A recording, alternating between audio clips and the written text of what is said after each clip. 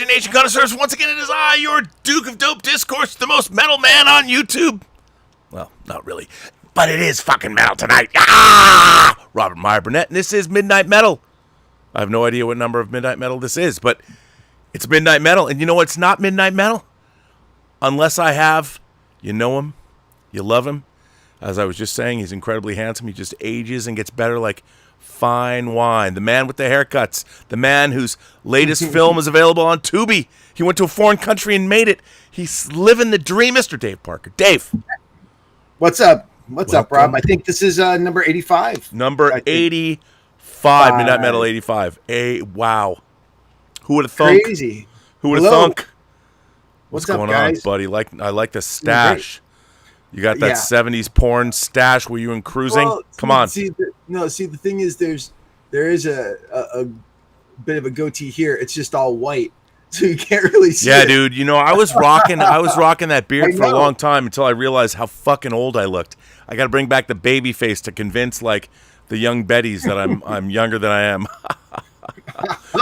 Who am I kidding? It's crazy. Elaine. Little George McFly. You know, what I love about these recent Midnight Metals, Dave, is you come up with these really interesting topics. We had the needle drop. That was a great one. That was a great show. We've got a very special guest coming to join us in a half an hour.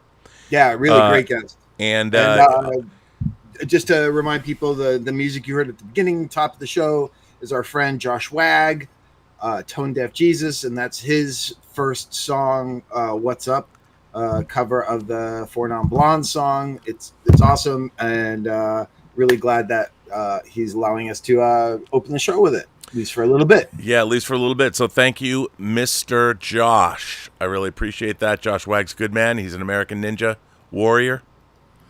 He is, and more. And more. And so that's a Star Trek more. reference. I don't want to. I don't want to say that. No. But it is a Star Trek reference. By the way, we had somebody in the chat, Blazing Asian, said they recently revisited Hills Run Red. Nice. That's great. So there you go, buddy. You know, I mean, last week we celebrated our 4th anniversary of the Blu-ray release. Unbelievable. We'll take the wins when we can get them. We'll take the wins. Of course, we have coming out soon the White Devils, which you didn't work on, but I did. And I want to give a special shout out, Dave. My man Zevius had some health issues, some pretty serious health issues. He did our White Devils teaser and our White Devils one sheet. A very talented artist out of Canada, who I'm very fond of. And you know, he had to go through, and he's still going through some significant health issues, but he seems to have come through it. And let me tell you, when I say this, he's become more metal than he was before. I mean that literally, not figuratively. But I'm not going to, spill the beans. I just shout out to you, Zevius. Hope all is well. Yes, and a speedy recovery. Speedy recovery. He's in recovery now, which is good. But yeah, so Dave, you came up with a pretty fun topic for tonight. Yeah. Our top 5 prosthetic. I mean, not CG, practical effects, monsters, creatures in all of cinema history, and we expect you imagination connoisseurs. We expect you to have your 5 favorites. You can chime in the live chat and talk about that. Noah is himself a makeup artist, makeup effects artist. Of course, I work for Tony Gardner. By the way, Blazing Agent said, Dave Parker, I rewatched The Hills Run Red recently. It's been years since I've seen it. What a fucked up movie. You, sir, are a sick puppy. Well, and I had help. We had Dave Scow, writer of help, yes. Texas Chainsaw, the man who coined the phrase splatterpunk. Yep. Which is good. What else, Rob? What's new this week that you can... Well, what is new this week is, as many people know, I have been working on True Noir, the assassination of Anton Cermak, our fully immersive audio drama. And I can't say yet, because we don't want to ruin the surprises of who's actually in it. But it's a who's who. I have to say, Christine Sheeks, my supervising producer / casting director, she cast the movie Boogie Nights. she said what she was going for. She worked on 3 Coen Brothers movies, and she said we put together a Coen Brothers cast. And I actually had somebody reach out to me and said, from an animation company, and wanted to know with our cast, why aren't we animating it? And well, it's funny. I said, well, that, having edited 3 seasons of an animated series for Netflix, I know how much animation costs. And we will have all of the audio done so somebody could literally take it and animate it. But, we would have to pay our cast more money. But already we're deep into the 6 figures in making this. And I'm blown away by it. To be honest, I am. The cast is extraordinary. We are going to be at San Diego Comic-Con doing a big panel.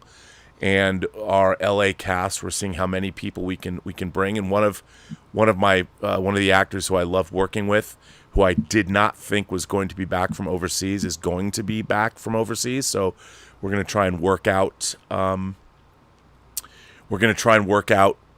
That and bringing them down. So we're probably going to have a pretty star-studded panel at Comic-Con.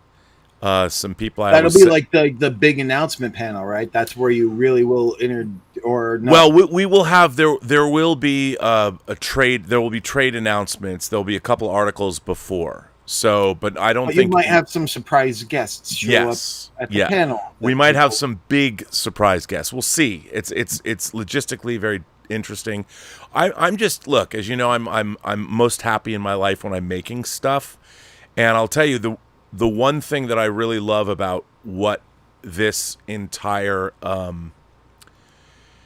I am doing this because Max Allan Collins, which is interesting. So this book, actually, Max sent me a signed first edition. This is his first book from the 80s that we're adapting. So we obviously couldn't use True Detective, but these are the other books that we're going to potentially adapt. So I don't want to reveal those yet. But Max Allan Collins watched Let's Get Physical Media. That's how he came to know who I was. And my business partner, he was on last weekend. I called him up. He was on last weekend. And so this entire project really is a result of social media. And it's funny because Christine knows a lot of mutual friends of ours that we've both worked with. And she was telling me, she goes, everybody was making fun of you when you started your YouTube channel. I was like, really? That's nice. I mean, your friends were. And I'm like, I understand. And she goes, but isn't the joke's on them now, right? I said, well, we'll see. As I always like to say, the proof's in the pudding. And I like we always do, Dave, we always we don't quite do what Kirk did and turn death into a fighting chance to live, but we always try and put our best foot forward. You and I have worked on things all the way back.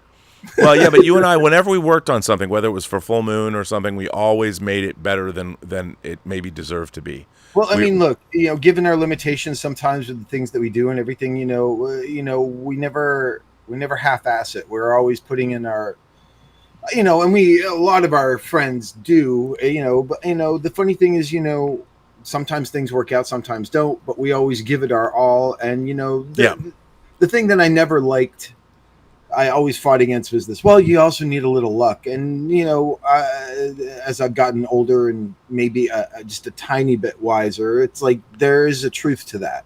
You do need a little luck in this business to succeed in any sort of way. I mean, hard work and dedication and doing that all makes a huge difference. But sometimes you just, whether that luck is a connection you have to open a door or something, you always need a little bit of that too. Yeah, you do. I mean, look, I think there's luck involved in life, if you want to call it that. But, you also, work begets work. And, hopefully. Hopefully. But it's you kind of make your own luck, I think. We're the industry, as you know, right now, especially for, smaller filmmakers and people who do television and stuff like that right now, we're in a little bit of a weird time right now. We're kind of in a flux, and there are times when it's difficult to keep the faith, but although what else are we gonna do? Yeah, I mean, there is opportunity. I think, and look, I think that we grew up in a time where movies were thought of differently, and now youth culture kind of drives pop culture, and it's different now. YouTube, TikTok, OnlyFans. There's all kinds of things that people are looking towards to entertain themselves. My God, if we had been younger, and even just a little prettier. We were pretty. I would have been on that OF train, that's for sure. I would have liked to perform, but no, it's a weird thing. I would never have wanted to commodify my sexuality. That would have been a bummer. But anyway, no. But I think that movies, like we still enjoy what we're doing, and we still are living and working in an arena where we can get stuff done. And that's the nice thing about doing the show now, and we're coming up with these topics, and I want to get some more music topics in there because I think the Needle Drop episode was one of the most fun episodes that we had. Went on for 5 hours, so we won't be doing that again. No, because we only have you said come up with 5. Yeah, I brought it down from 15 to 5. Yeah, I think we had 30. But the great thing is the great thing is that all of this is just a great celebration, I think, of and the topics are of stuff that we love, and hopefully that the people watching are into too, and maybe they'll get to discover some new stuff. Yeah. So, and what excites me is, so I didn't have like the most exciting week. Again, it's been slow in the industry for some of us right now. So really, all I've been doing is rewatching Sons of Anarchy. Nothing wrong with that. But I did get a couple cool things that I wanted to quickly share before our guest comes on, just to plug out and introduce the audience to some cool things as well. One thing that came out, because I'm winning at life, I play horror trivia, and we played this Thursday. I mean, it's called Dead Right Horror Trivia. Okay, but why don't you give the folks at home, tell them what is that? What does that mean? Okay, what is horror trivia? And I'm going to. So we've been doing this for 10 years now. Dead Right Horror Trivia is a thing that's hosted by a writer director, Rebecca McKendry, who has done Professor Rebecca McKendry. Professor Rebecca McKendry. She teaches at USC. She teaches film. And Jared Rivet, who is an actor and a screenwriter as well. They host horror trivia. I co-hosted for a while back in the day. They've been doing this for 10 years now. It started at this great place called the Jump Cut Cafe, and now has moved into Burbank at a collectible store called Blast from the Past, which is really great. It's great. So it's a team of six people per team. We have about 20 teams or so that play, and it's anywhere from 6 to 8 rounds of specific topics in trivia, and then we collectively as a team answer the questions and go on, and then at the end the team with the most points and the team that's won the most rounds face off in a sudden death lightning round match to determine the ultimate winner of the night. So anyway, so I played with my team that was dubbed the Neon Brainiacs this time. I get it. I see what you did there. There we go. Pretty clever. And we won, of course, because I spend way too much time absorbing stupid horror trivia, and so do my teammates. But so one of the things I won, which is cool, and this just came out from La La Land Records. Speaking of metal, our friend Neil produced this album. Our friend Jeff Bond did the liner notes, and that is the Elmer Bernstein score. It doesn't get more heavy metal than heavy metal. Remastered. Absolutely fantastic, wonderful, great remaster. I like the theme for the Lochnar. Yeah, very, very cool. I also haven't thrown this on yet. You'll see it's still covered. I won Pitch Black in 4K. Pretty metal. Which looks beautiful. Pretty metal. I won this book. So people know, any horror fans out there and stuff like that, there's a company called Encyclopocalypse Publications, and they're putting out old novelizations for movies, but they're also putting out new stuff like this Dying Sheep Part 2. So there you go. I haven't read this yet, but anyway, won that. Another thing that I got at Blast from the Past, which was cool, and they're out now. NECA has put out a line of figures based on old Halloween Ben Cooper costumes. Yeah. And I got this one, which is the devil, because in my segment of Tales of Halloween, Sweet Tooth, this is what Sweet Tooth wears as a kid, this exact costume. So it's really a Tales from Halloween action figure now. Wow. The other thing that I got, didn't win it at trivia, but the other thing I got was our friend Stephen Romano and Sean Lewis. Stephen Romano, who did all the artwork for Hills Run Red. He yes, all the fictional movies posters in Tyler's apartment. And that was from his book. Not Shock Express. Oh God, he's gonna kill me. Anyway, hang on. I'm here to promote. With Vinegar Syndrome, they did a comic book line called Avon Press, where they were Shock doing Festival, Dave. Shock Festival. That's right, Shock Festival. 2008, which is great. You might still be able to get that on Amazon. But he and Sean Lewis created Avon Press. They started doing a bunch of Fulci adaptations and expansions on movies like Zombie. They did a Maniac comic book, the Joe Spinell Maniac comic book. They did The Gates of Hell. And these are expanded, and they actually started making them as a shared universe, as one is to do. And recently they just came out with this incredible box set collection of House by the Cemetery. Wow, that looks dope. It's all 3 issues plus an extra issue. It comes with trading cards. You got that from Vinegar Syndrome? Vinegar Syndrome has it. It comes with trading cards. It comes with stickers and posters, and they just pack these comics that are all very high end. So and they expand the story. So if you like Fulci stuff and House by the Cemetery, I'd say check it out.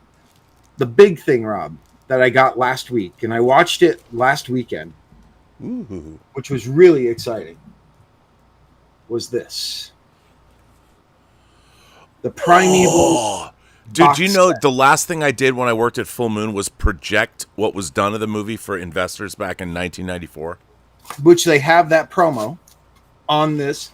It's a 3-disc set. Did you get that from Umbrella? I got this from Full Moon. I got it from Full Moon. It's signed by Charlie Band. So it has the finished Primevals movie. It's got the director's cut on a separate disc of David Allen's Primevals, which I think there were some scenes that they couldn't finish. Right. Due to budgetary stuff and everything else. And then there is a third Blu-ray, which is a documentary about David Allen, who was the director. Do they sell that on their site? I want to get that. They do sell it. They do sell it on their site. I don't know, the box set I think sold out, but I think they're pressing more of them. So that'll be coming soon. The movie is this wonderful Harryhausen adventure movie tribute. 30 plus years in the making. Yep. And it's really charming. Some people go, it's retro, man. Nobody's gonna want to. No young people are gonna want to watch this now. But if you love stop motion, young people don't even want to fuck. But before you fuck, watch this, because the effects, the stop motion effects that they did are absolutely beautiful. The blending, you hardly see any matte lines and everything, and this was all like old school. So if you like that stuff, if you've been on the fence about it, I think you can get just the regular version of Primevals as a Blu-ray on its own. You don't have to get the box set, but you won't get the documentary or the extras. I want to get the box set because I have a little bit of history. And it's beautiful, and it's that's a gorgeous box. It's wood. It's really sturdy. So there we go. Not a paid advertisement, but something that was just really, really cool that came out. That's totally very cool. Now, I got something, I told you about it, but I want to show it to you. You know, I still get a lot of books. Oh, by the way, I am not quite halfway, but almost halfway through Fever House. And? I'm digging it. It's cool. It's cool. Well, here's another one. I have Fever House right here. So Paul Tremblay, who wrote The Cabin at the End of the World, which M. Night Shyamalan made his Knock at the Cabin, this came out. His new book, horror movie. Now, Dave, let me just read this, the flap for you. In June of 1990, a group of young guerrilla filmmakers spent 4 weeks making Horror Movie, a notorious, disturbing art house horror flick. The weird part? Only 3 of the film's scenes were ever released to the public. But Horror Movie has nevertheless grown a rabid fan base. 3 decades later, Hollywood is pushing for a big-budget reboot. The man who played the Thin Kid is the only surviving cast member. He remembers all too well the secrets buried within the original screenplay, the bizarre events of the filming, and the dangerous crossed lines on set that resulted in tragedy. As memories flood back in, the boundaries between reality and film, past and present, start to blur. But he's going to help remake the film, even if it means navigating a world of cynical producers, egomaniacal directors, and surreal fan conventions. Demons of the past be damned, but at what cost? Horror Movie is an obsessive, psychologically chilling, and suspenseful feat of storytelling genius that builds inexorably to an unforgettable, mind-bending conclusion.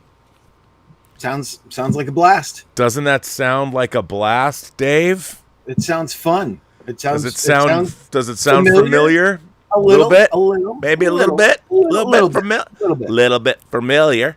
Wouldn't be prudent. Maybe he's seen it. Maybe he's seen The Hills. Who knows? Who knows? You never know. You just never know. But I picked this up. I liked Cabin at the End of the World. I read it in a day. It was like Andy Weir's book, Project Hail Mary, that's now in production with Ryan Gosling playing the lead. I read that book in a day too. So, nice. Yeah, I mean, Rob, it's 9:30. Is our guest here? It's funny that you say that, Dave, because our guest is punctual. You know what they say about people that work in the entertainment business, Dave? You know, if you're on time, you're late. So what's your excuse? But if you're early, what do you mean, Mike? Okay. A little bit. So anyway, I would like to welcome tonight's special guest here on a first time on Midnight Metal. First time. And what I want Noah Rivers. Noah Rivers. What's up, man? Welcome to Midnight Metal, sir. Thank you for having me. So it's good to have you. I wanted Noah on. Noah is someone that I met through my friend Damien Maffei, who people might know as the Man in the Mask in The Strangers Pray at Night. He was also in the latest Wrong Turn movie. He does a lot of things, and somehow you got connected with him, Noah, and then he showed me your stuff. And this is before you were out to LA. You were even younger than you are now. You son of a bitch.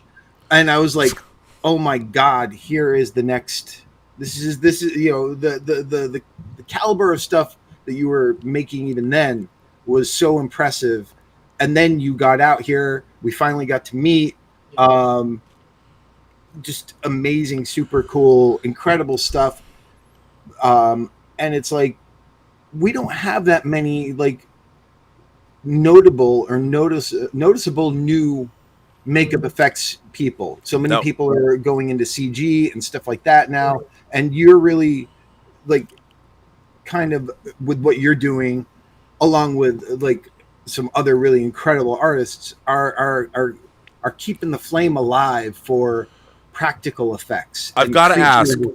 No, we've never met, so nice to meet you. I would love to ask. I do this podcast called Designing Hollywood. I talk to costume designers mostly, but I would love to ask about your journey. What got you into makeup effects? Tell us a little bit about your journey into the realm of horror films or science fiction films, or what made you get into this, and what were some of your early influences? I think some people are just kind of born weird, and I was just born obsessed with Halloween, just like nonstop. I would ask my parents about Halloween. I would draw skeletons, all of that. So I started at a very young age just drawing skeletons and signs. And I know there's only one, and it's the monster. But yeah, no, I just kind of started like that. And as soon as I could start sculpting, I started sculpting, and yeah, I mean that's Did about you it. were you in were you into horror films? Did you start watching yeah. horror movies? What were some of your favorites? What are some of the things that really turned you on when you saw them? Halloween was a big one for me. I still absolutely love that movie. But Predator, I think, was the one that just sent it over for me, where I'm like, this is what I'm going to be doing. Like, it's incredible. And it still holds up. It's still amazing. I think the creature design might wind up on our lists. It's definitely on mine. I wrote down a lot. I have so much. I have over 30 because I knew we were going to have overlapping. You said 5, Dave. You said 5. Yes, I wrote down and I picked my 5 favorites that hopefully won't overlap with everyone else's. And if they do, then I have other ones to pick from. Well, wait, I got to ask Noah. I mean, it's one thing to like to draw skeletons and to like horror films, but then you started sculpting and doing things.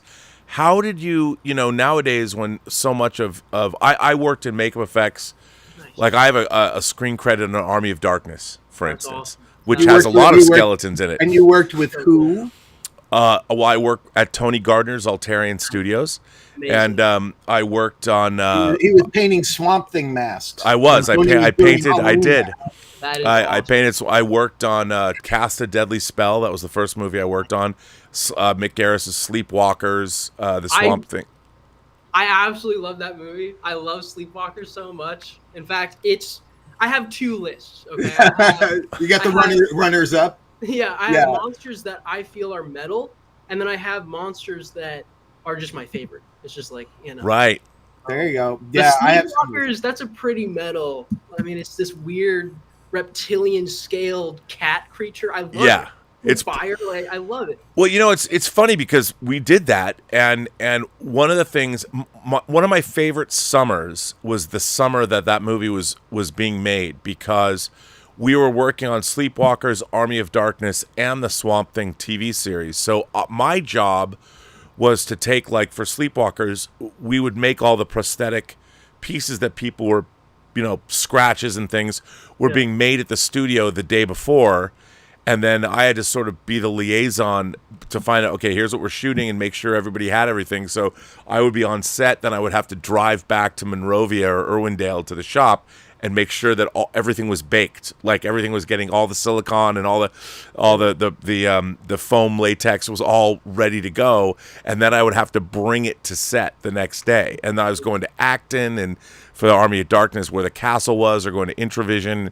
And it was just, my car smelled of foam latex the entire, in summer. And it was, and I'll tell you that. But that was because he was buying rubbers in bulk at that time. Yeah, that's right. Well, no, because Machen Amick, who stars in that movie, who was in Twin Peaks, one of those beautiful, at the time, most beautiful young actresses, who couldn't have been nicer. And I had to walk into the makeup trailer every time, and she would always look at me and smile like, "Oh, hey, how are you? What do you have today?" And I'm like, "Well, we have face scratches."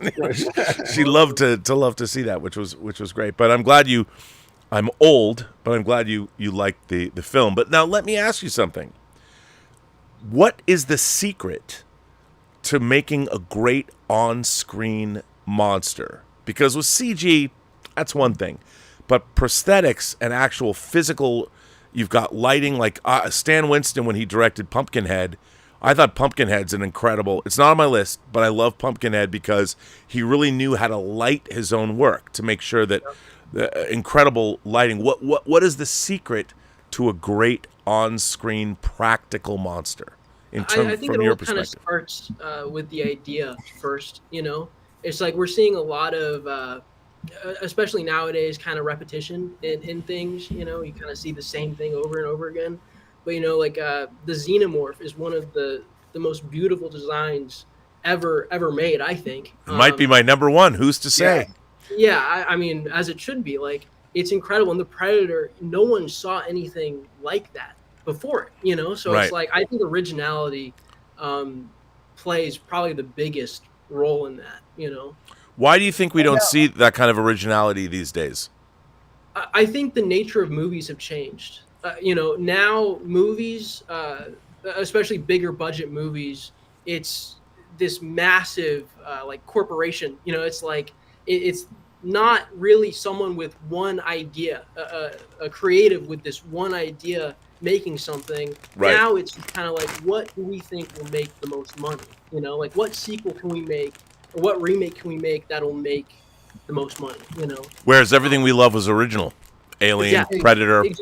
Exactly. But you're still seeing originality in kind of these smaller production companies and like indie. You know, like you're still seeing original ideas and original creatures, and it's no longer in the like big blockbuster. You know, like we don't have any more poltergeists. You know, like Right. But you know, that's how it goes. You know, I'm not cynical about it. Like things change. You know. Right. Now let me ask you, Noah. You know, the one thing that when Rob and I were here in our early days and stuff like that, when I ended up hanging out with a lot of makeup effects people at the time and becoming friends with them. And at the time when Fangoria was sort of at its peak and everything like that, it changed from the directors and the actors being like the stars to the makeup effects people, and they were like the rock stars of the industry, and like literally, and we know friends, the K&B guys definitely were, our friend Norman Cabrera, who's a director and amazing effects artist too. Yep. Is also he worked for Tony, and he's also in bands, he plays music, and now he directs a lot of heavy metal style and punk music videos for Municipal Waste and other bands that you've worked on and everything. So before we get into our list and a little more about the stuff that you've worked on, I know you're also a big metal fan. Yes. So how did metal also help sort of influence or inspire you, or in a way? Both horror and metal, I mean, especially like kind of further back, it feels on the fringe. Like it doesn't feel like mainstream. And I think weird people just kind of gravitate towards things that are different, but also, like we were saying with Fangoria and the 80s, there was that big crossover with metal and horror. You had like Duncan doing Dream songs Warriors. for Dream Warriors, and you had Wasp doing songs for Ghoulies 2, and like there was a lot of crossover. Wow, so you really know your shit. I mean, I got lucky. I'm fascinated by that because I'm always lamenting on this YouTube channel about, well, young people they're not learning, because when we were kids, like I was watching classic Universal monster movies, and they were made 50 years before or 60 years before I was born, but I never looked at them and said, these are old, I'm not going to watch them. Right. They were just what they were, and they were already bona fide classics of the genre. It's where everything sort of began. And when you say things like the music in Ghoulies or something, or how did you come to that? Were you reading stuff in Fangoria? Were you going back and looking at back issues and then seeking stuff out? So were you like a seeker? Were you looking for this stuff? Absolutely. How did that happen for you? What made you decide to do that? I think it's just I'm so into special effects. I'm a big fan, and I'm still like a massive fan. Like Dave mentioned Norman, and we'll talk a lot more about Norman when we get. I'm sure. Like my career, we'll talk about Norman a lot, but I'm just a big fan of these guys and their work, and I just wanted to see as much of it as I could, and there's something about physical media that's just different than digital stuff. So I was getting Fangorias on eBay shipped to me, and watching as many movies as I can. Well, let me ask you this, with not to put you on the spot, but what are some of your favorite, like what are some of the horror movies that really turned your crank? What are some of your favorites? Evil Dead 2 was like, it was life changing. like completely. When I saw that movie, I was like, similar to Predator, like Evil Dead 2, Predator. I'm trying to think. Bram Stoker's Dracula. There's so many amazing makeups in that. Yeah, there really are. I love movies where it just doesn't stop. Like in the original Evil Dead, at the very end, you think it's over, and then it just keeps going. It's like relentless. I absolutely love that. You know. That's great to hear. Yeah. And that's the thing. I mean, for me, and I don't know if it's similar to you. You know, all the stuff, even when I was growing up, which was earlier than you, all the stuff with you know, at my time, the introduction to Famous Monsters magazine, Famous Monsters of Filmland, which is back. Which is back because and Corey Taylor from Slipknot owns it now. Yep. Metal connection there. But there was that Kiss, the imagery of Kiss, Iron Maiden's Eddie, you know, all these the horror imagery of music and movies all sort of started to like just go hand in hand together, and that's what like really got me like excited about the stuff. And then it just snowballed from there. So I'm curious, so was it the music in metal, or was it the imagery, or was it a combo of both that got you into that early on? I think it was probably both. You know, it's like so many cool things all together. You know, but no, it's also kind of this wheel that keeps you going, because music inspires me, as I'm sure it inspires you guys. So it goes right into whatever I'm working on. I have to be listening to music while I'm sculpting. Yes, of course. Have to be, you know. So, but it sounds to me like, you know, you went back in. One of the things I find interesting about being a fan is that when we were growing up, when Dave and I were growing up, and a lot of the fans I knew, you had to seek stuff out. You had to go back, and we had no problem, like I was saying about Universal monster movies, but like if I had to go back and watch something like Herc Hervey's Carnival of Souls, a black and white movie from the 60s, I would go back and find it. Right. You know, it sounds like you did the same thing. I don't see a lot of people, younger people like you, who are doing that. They're out there. There's. I just think now there's more distractions. Now more than ever, it's like we have literally everything. So things are getting lost, and people are going down different paths that are distracting. And like, I'm not a big proponent of like social media and, you know, all that stuff. But I guess it has its positives too. But like right now, talking to you. Exactly. Yeah. So Noah, tell us and the people watching and stuff like that, you know, give us a little bit about, like, so what are the projects that you can talk about? Because I think you're working on one right now that you cannot talk about at all. But talk about, you know, some of the projects that you've worked on and some of the people that you've worked on with those things, and just give that, and you know, because some of this stuff is available now online and on YouTube for people to watch. So, it is. So what was the, we'll start out, what was the when you first got into town and started, what was the first thing that you ended up working on? Let me start a little before that. Okay. I was in Indiana. I was 21. I was just sculpting nonstop in my parents', like a spare bedroom, you know, just sculpting nonstop. And I had met Norma Cabrera probably 3 years prior at this mask convention called Mask Fest. Right. We got along really well. I mean, first of all, before Mask Fest, I've been a Norma Cabrera fan pretty much my entire life. Every time I would sculpt, I would be looking at all of his work, you know, like major inspiration. So I finally got to meet him, and he came to Indiana, which is where I'm from, you know, like for this mask convention, you know. And he was like, you know, keep in touch. He was super nice. And then a few years later, in 2021, I got this call, and he was like, hey, man, there's this Guillermo del Toro. He said it was like Lovecraft. There's Guillermo del Toro Lovecraft thing I'm working on over at Spectral. And they needed a sculptor.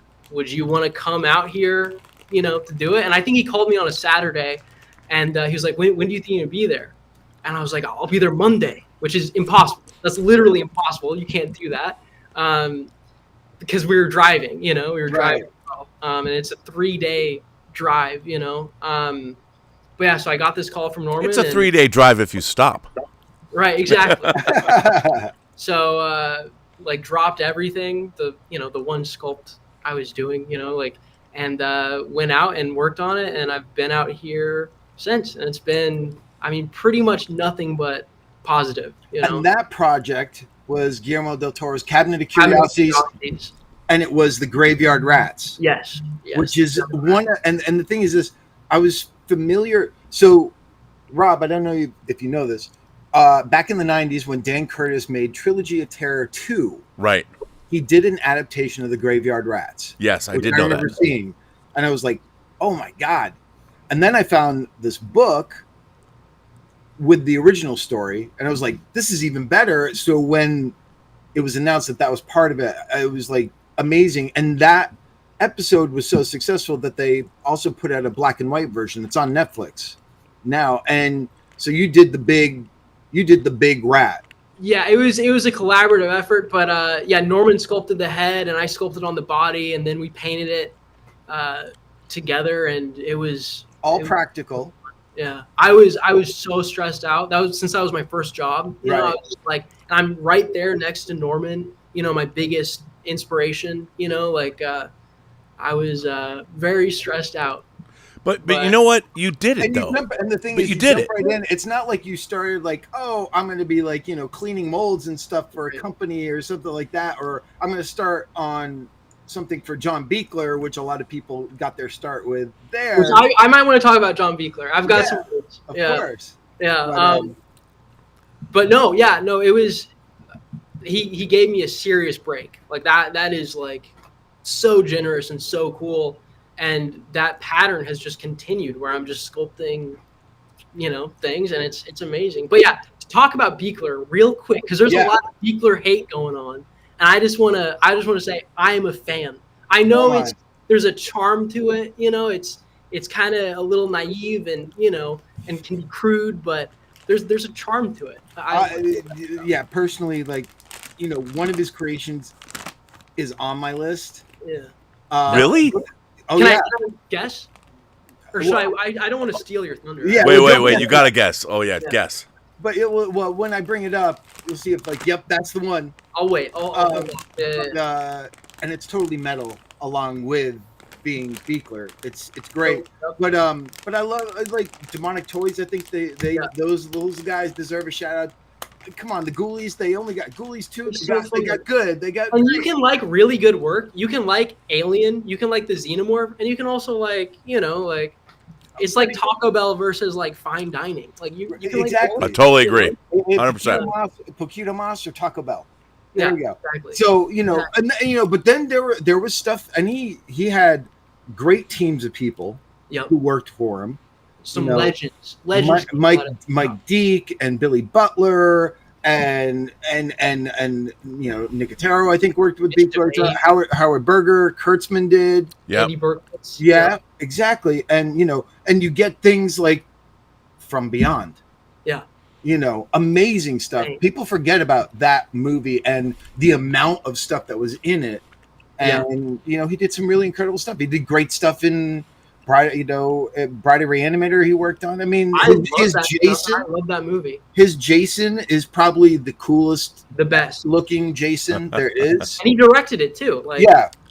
So that's great. What about so you work on Cabinet of Curiosities? Yep. But then, so talk about a few of the other things that you've worked on. After Cabinet, I stayed with Spectral for a little bit.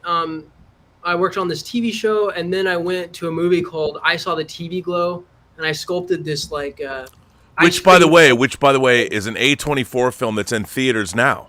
Yes. You can get the vinyl from it, and while I haven't seen it, I heard an interview with the director. I'm very curious about seeing the film because it's been very divisive, but it's now available. You can rent it now online. Yep. Yeah, it's available now, and the show. This was a trivia question, which we didn't know what the show in the movie was called. Luckily, one of our teammates it's the Pink Opaque. Yep. Was a kids show, which is really weird.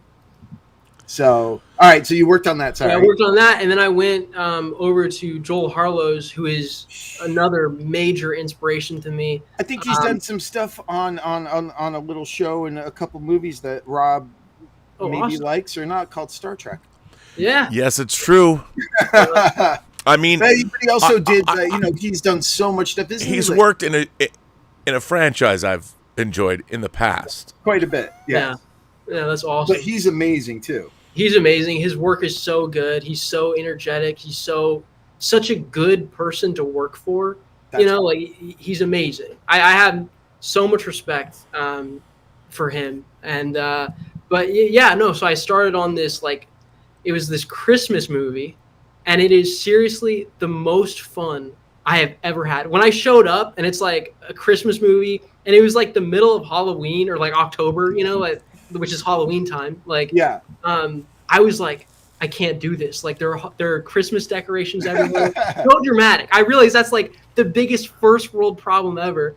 But I'm like, it's just not right. But it ended up being one of the best experiences I've ever had, And there were like legends working on that I got to work with, like Dave Grasso and Aki and of course Joel, and it was amazing. It was great. Just to put you on the spot, and maybe you don't want to answer this because I don't want you to feel like you're not not mentioning someone, but besides Norman, you have a favorite sculptor? I have lists. A lot of people, a lot of inspiration. Yeah. I can name some of them. Yeah, I mean, I would say Steve Wang has got to be one of them. Steve Wang is on there. Matt Rose, absolutely. Wayne Toth. Oh, Rick Wayne, Baker. Yeah, of course. So that was the thing. I met Wayne and Norman when they were doing effects together at Full Moon. That's so cool. Subspecies 2 and 3, and their band 13 Ghosts is in it. Part 2. In it. Awesome. So good. Amazing. Yeah. Mikey Rotella, Dave Grasso, Rob Bottin, of course. Yeah, Mikey's a friend. He's incredibly talented. He's amazing. Mike Hill, Mario Torres, Duncan Jarman, Pat Fode. These are all sculptors that I will, look at and look up to for inspiration. Now, what's it like when you come in? You're actually you're working with Norman. You're working side by side. Yeah. What's it like for you to work with your legends? It was really daunting at first, but I feel like we are such good friends now that it just feels so natural. We like all the same things. We talk about, we literally talk about what we're talking about now, right. Music in horror movies. And no, he's such a good guy, so it also helps that he's down to earth and a genuine person and just a good person, so. Yeah, no, and for people who missed it, I don't know if it's online. It probably isn't, but I'm sure they filmed it a couple weeks ago. I guess it was a couple weeks ago. Noah moderated a panel with Norman at Monsterpalooza all about Norman's work doing music and the combo of music, makeup effects, and metal and music videos and creatures and stuff like that. That was really fun. That was really cool. Yeah, thank you. No, that was so much fun for me, and I think Norman had fun with it too. But yeah, I'm sure most everyone knows what Norman's worked on. But we were going over his work with Danzig and White Zombie and Rob Zombie, and no, he's an absolute legend. And then the some of the more recent things that you worked on with him were the music videos for Municipal Waste and is it, what's the band name? Bat. Yeah, where he directed and I got to do some of the special effects on it. A lot of fun. And you got electrocuted. I got electrocuted. Yeah, I was in one of them. And the way that came about, I think me and Norman were talking, and he was like, "Yeah, in this, I want some the main kid's head to glow like in Big Trouble in Little China, he's like, I want that effect." And I was like, "Well, I have my head. I did this stupid Halloween post where I sculpted my head, right? And I'm like, I have the mold to that. Do you want to just Use that. He's like, yeah, okay, you're casting it. Good. It was so easy, you know. That's No great. brain. Now, so what do you hope? Where's the future? Is there a goal to have your own shop, or key shows yourself, or are you more happy kind of being on set and on the lab as part of the sculpting and working on a team like that? I think as long as I'm sculpting, I'll be happy. I just kind of, my one gripe, I literally only have one complaint about this industry, and it's the times when I'm not able to do it. It's the slow times, like now. Like that's my one gripe about it. It goes from like 100 to 0, like where then there's just nothing. There's no work, If I could just be sculpting 24/7, I'll be good. I'll be happy. I mean, that's how I was as a kid. I just like always wanted to be sculpting. So I don't think I'm going to change in that way, But do you think there'll be a time when you kind of take the lead on a show yourself and like, okay, I want to do, like, someone comes to you with a cool project and go, yeah, I want to do this. Absolutely. And assemble the team and absolutely. And I be the quote unquote Rob Bottin of the show. Yeah. I would absolutely love hopefully that. Without the nervous breakdown after the thing where you where you're hospitalized into the hospital. Yeah. Worth it though. I mean, worth it. Yeah. Made one of the best. I don't know. You could ask him now how he feels about it if you could find him. Yeah. So. Exactly. But no, absolutely. That's kind of the dream, Is that your phone? Oh, yes. Rob, his phone on. Oh, you know what? We're not on set. Come on, guys. That's $5. $5 penalty. It's true. It's into the thing. Noah, I have to say, hearing your story is incredibly inspiring. Because I too, like you, when I first started out, people took me under their wing and showed me things, and I got to meet heroes of mine, like Dave Scow, who wrote The Hills Run Red for Dave and I. He wrote Texas Chainsaw Massacre 3, Leatherface, which was the first movie I worked on, and I had his books. I had his Dark Harvest, Silver Scream anthology that he edited, and his book, The Kill Riff. And it was amazing to meet these people, and I always had a pretty great experience, and like what you're talking about, meeting Norman Cabrera and all these people. I don't see a lot of commentary today about people who are meeting heroes of theirs. And then, like Norman met you, obviously recognized your talent immediately. And he had no problem saying to you, hey, come on in. Let's do this thing. Can you be out here in 3 days or whatever?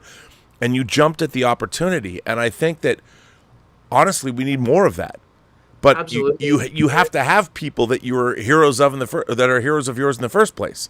Yeah. And I wonder if that, I mean, you obviously did those deep dives and knew your shit.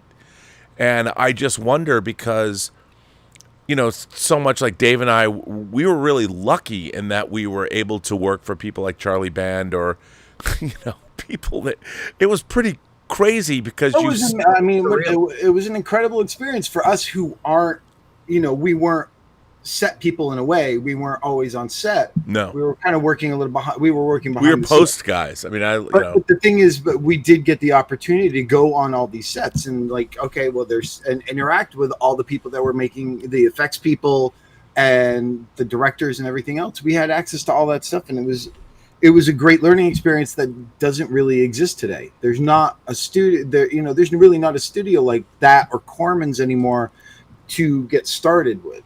No, I mean, it was amazing. Like Full Moon was making a movie a month, and I remember painting sets for Ragdoll, we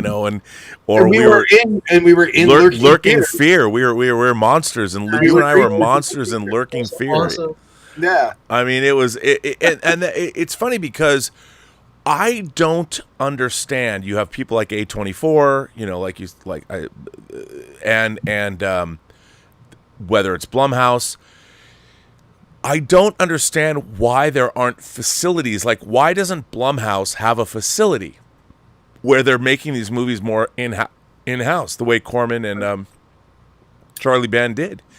Yeah. And it was places where, look, Michael Davis, our friend Michael Davis, I met him on Beanstalk, when he was making Beanstalk, and then he went and made a bunch of movies, made Shoot 'Em Up for New Line. And we were in a place where you could go. I mean, the fact that Full Moon eventually, if Charlie Band had been more, if he kept it going monetarily, he always had a problem with money. But if he'd kept it going, you would have seen enormous talents come out of. I mean, Greg Kinnear was Dave, an accountant? Receptionist, I believe. Receptionist. I mean, it was at Empire. And there was amazing, like the fact that you're making movies. People are like, well, if you want to direct, kid, okay, you can direct this movie. Make Trancers 4. Yeah. And that was David Nutter, who went on to direct every big pilot. Mr. Pilot. Yeah, Mr. I mean, Pilot, it was a great time. It was a great time to be alive. But I to hear you talk about this, it's inspiring to me, because it's like, wow. So there are people that are having the same experience, that are getting into the industry and getting to do the work and meeting their heroes and having good experiences. It's a great thing to hear. And I'm not the only one. Also, there's a lot of younger people, popping up. It's kind of more scattered now. It's back in the 80s, you had this wave of people. They all saw Thriller at the same time. They all just said, that's what I'm going to do. But you just don't have that anymore. You have people finding it on their own, and kind of just coming out here when they come out here. So, but there are young people still doing this and still excited about 80s horror, 50s horror, 20s horror. They're out there. That's great. Well, that's good to hear. I gotta say, one of the things I got this a couple years ago. I'm sure you have the book too, which is Rick Baker's Metamorphosis, which is the giant Like 2-volume culmination of all his work and everything. It's just amazing. If people are into this stuff in practical makeup and everything else, and you love this stuff, I would highly recommend getting that book. Absolutely. Tom Savini's Grand Illusions 1 and 2 are still indispensable. Howard Berger's book on makeup artists is really great as well. There's so many. There's a wonderful Stan Winston book. Love that one. Absolutely incredible stuff. I wish we had more of them. I wish we had more, K&B should put out a book just on their stuff, and Tony Gardner should, and so many of these guys, But now they're getting high-end statues that Rob collects for too much money.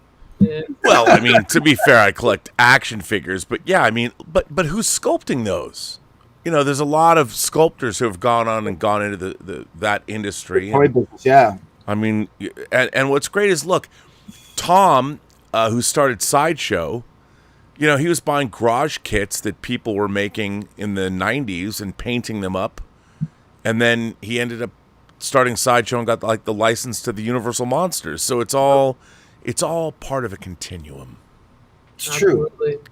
It's good that there's still, there's still this love for, because so much of what we see, with the event movies now, there's makeup effects and stuff like that, but the studios and everything fall back to CG so much now, it seems, because it's faster. It's like, right. Oh, we don't have to spend the time on set and everything, and they don't want to do these elaborate makeups anymore, which I guess it's up to the smaller films to kind of keep this alive, unless you get someone like a Guillermo, right.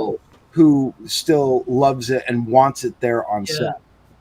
But you also have the audience too that's kind of rejecting CG. It feels like you have a good amount of people saying no, this should be practical, this would be better practical, and I know the majority of the audience doesn't care. It's all the same to them. Right. But you do kind of have this pushback, which is nice to see, as far as the big event movies, to me, it's still Jurassic Park. It's still the original Jurassic Park. The combo of the practical mixed in with it always seems to be good. Better. And CG never got better from that point on. No, I would even go back. Actually, it was after Jurassic Park and Starship Troopers. The Troopers, yeah. The combination the brain bug was real. Unbelievable. Amazing. I mean, the physical effects in Starship Troopers were amazing, and still to this day, some of the coolest. You know what I'm always banging on about this, but it's the design of shots is just as important. I mean, that's one of the things that I go back to Pumpkinhead, because Stan Winston knew how to shoot his own monster. And Starship Troopers, there's a great scene. It's a CG scene, but they're in the I call it the Alamo.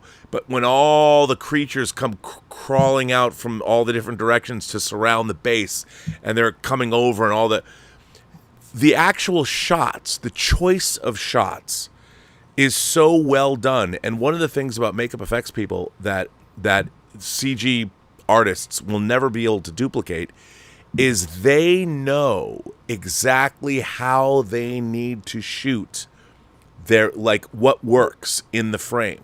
They understand how a frame, and again, I'm giving away some of my top 5, but American Werewolf in London, the first makeup effects Academy Award in 1981.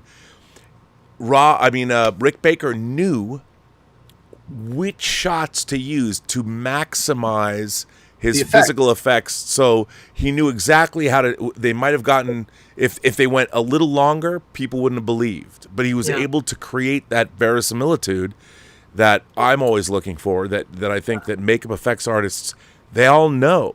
CG artists, we saw this in space movies in like the late 90s, things like Wing Commander. The shots or the opening of the ridiculous New Line Lost in Space film, nothing has any weight. You don't believe any of it. It's just completely... And I think CG transformations in movies, like, as much as I enjoy Species, there's no physicality to it. When a monster is transforming and there's no... If you're just doing a CG overlay, you don't believe that flesh is tearing. Yeah. No, I agree. It doesn't work. But again, Species still is an incredible design. Still is an incredible design. It's a beautiful design. But on that note, should we start getting into our choices? We will, but let me catch up with some super chats. We got some super chats people have written in. Ian Klein for $10 says, "Hey Rob, have you seen the TikTok video that went viral of a woman discovering and falling in love with Machado de Assis, a classic Brazilian author? You recommend great authors, so here's mine. I have not seen that video, but since I saw this pop up, I did look it up, and that author sounds incredible. So thanks for that recommendation, Ian." Mario Lopez from Portugal. He says... I thought he was from Saved by the Bell. No. Mario Lopez. And by the way, Mario, say hi to your mom for me. Mario says Alien, Predator, The Thing, Starship Troopers, and Pitch Black. All fine choices.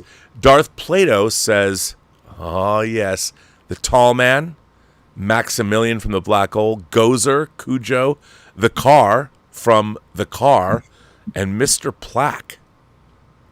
I'm a huge fan of The Tall Man. You play a good game, boy. Phantasm's one of my favorites. Yeah.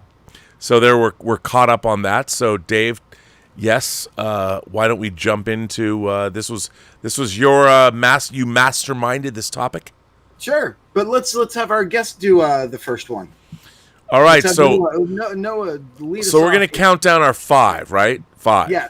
And it doesn't have to be any particular order, but I'm sure we all have an order. And is this my favorite creatures or the most metal? Well, I think it is the most metal, but it can be your favorite too. Well, your favorite. Well, let's I don't know, Dave.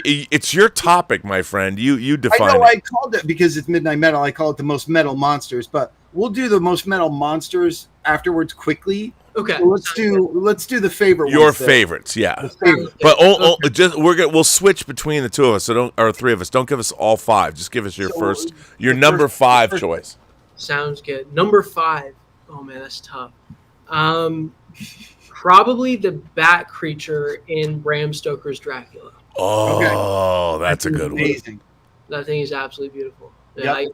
I love that movie, and I love all of those makeups, all those Greg Canham makeups. Absolutely beautiful. Fantastic. And I also love Wojciech Kilar's score. Yeah. And here's a little bit of trivia from Greg Canham and Dracula. So right around the same time, Charlie Band was making a movie called Meridian with Sherilyn Fenn. With Sherilyn Fenn, and he used the Beast costume, different face, but used the Beast costume from Dracula. That's awesome. I didn't know that. Yeah, that's great. But that Bad Creatures, that's a great call. It's amazing. That's my favorite one. Just the aesthetic of everything in that movie. That suit of armor he's wearing in the beginning that looks like, muscle. I love it. It was incredible. Yeah, absolutely incredible. All right, good one, Dave.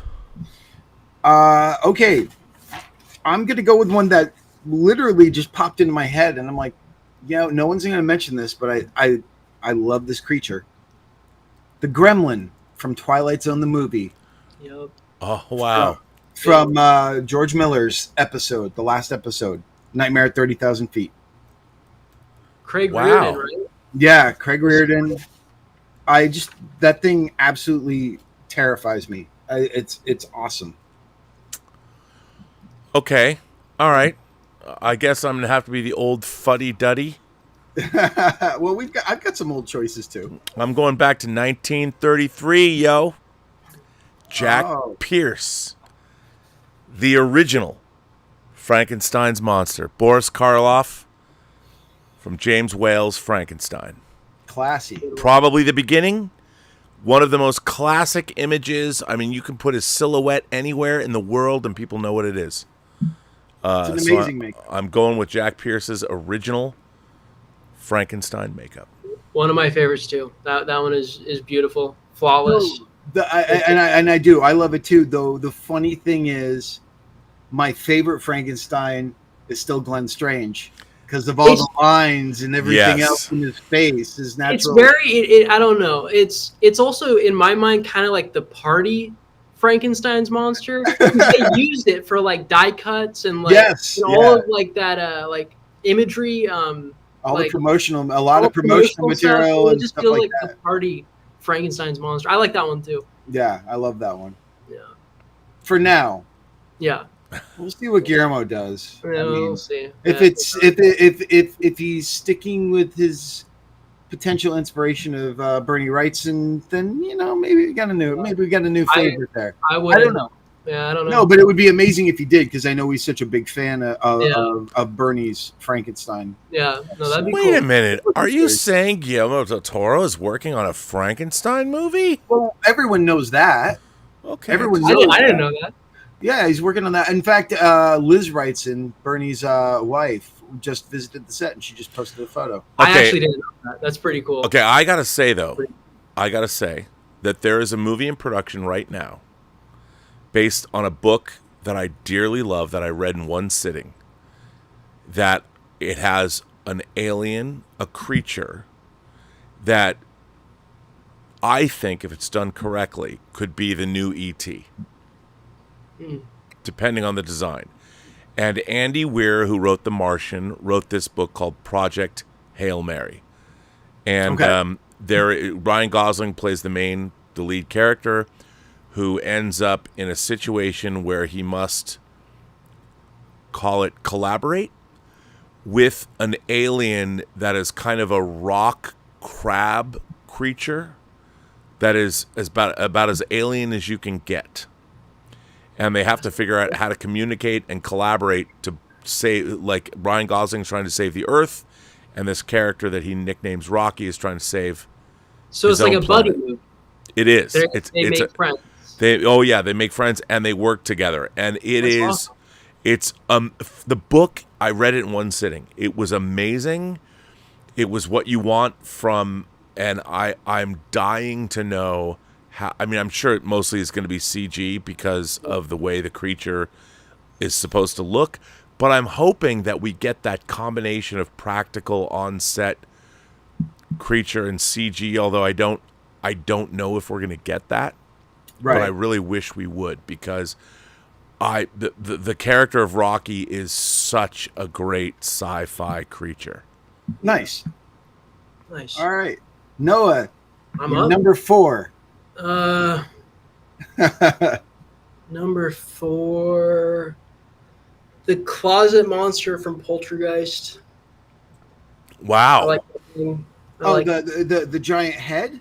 The giant head, and it head. comes out and it's all like that. The skull spindly one. Yeah. Yeah. That one. The one that roars Also like Craig a lion. Reardon. So Right, that roars like a lion. Not the big, yeah. not the big rotted head that. Didn't they comes out. shoot that underwater? Yeah. Yeah. So I love underwater puppets. That puppet is awesome. Yeah, it's incredible. That's a great one. That really Does is. that count? That's Yes, not it's a like monster. makeup. Totally. That's a No, monster. that counts. We're talking about, but it was a puppet. Is a physical effect. Yeah, it was a physical practical. Totally counts. Cool. Okay. Everything in Poltergeist counts. Yeah, everything. Dave. Yes. Well, all right. I'm going to go different. A little older, not as old as that. And of course, when you said 1933, there's another one. But this one from 81, which is Ray Harryhausen's Medusa from Clash of the Titans. Ooh. I absolutely, when I saw that the first time as a kid, I was stunned. The amount of work that it took to create that thing. The sequence is by far the best sequence in the movie. It was scary. It was terrifying. And all the work, all the animation that he had to do, the design of it was just unlike any like Gorgon that had ever been on screen before. Absolutely love it.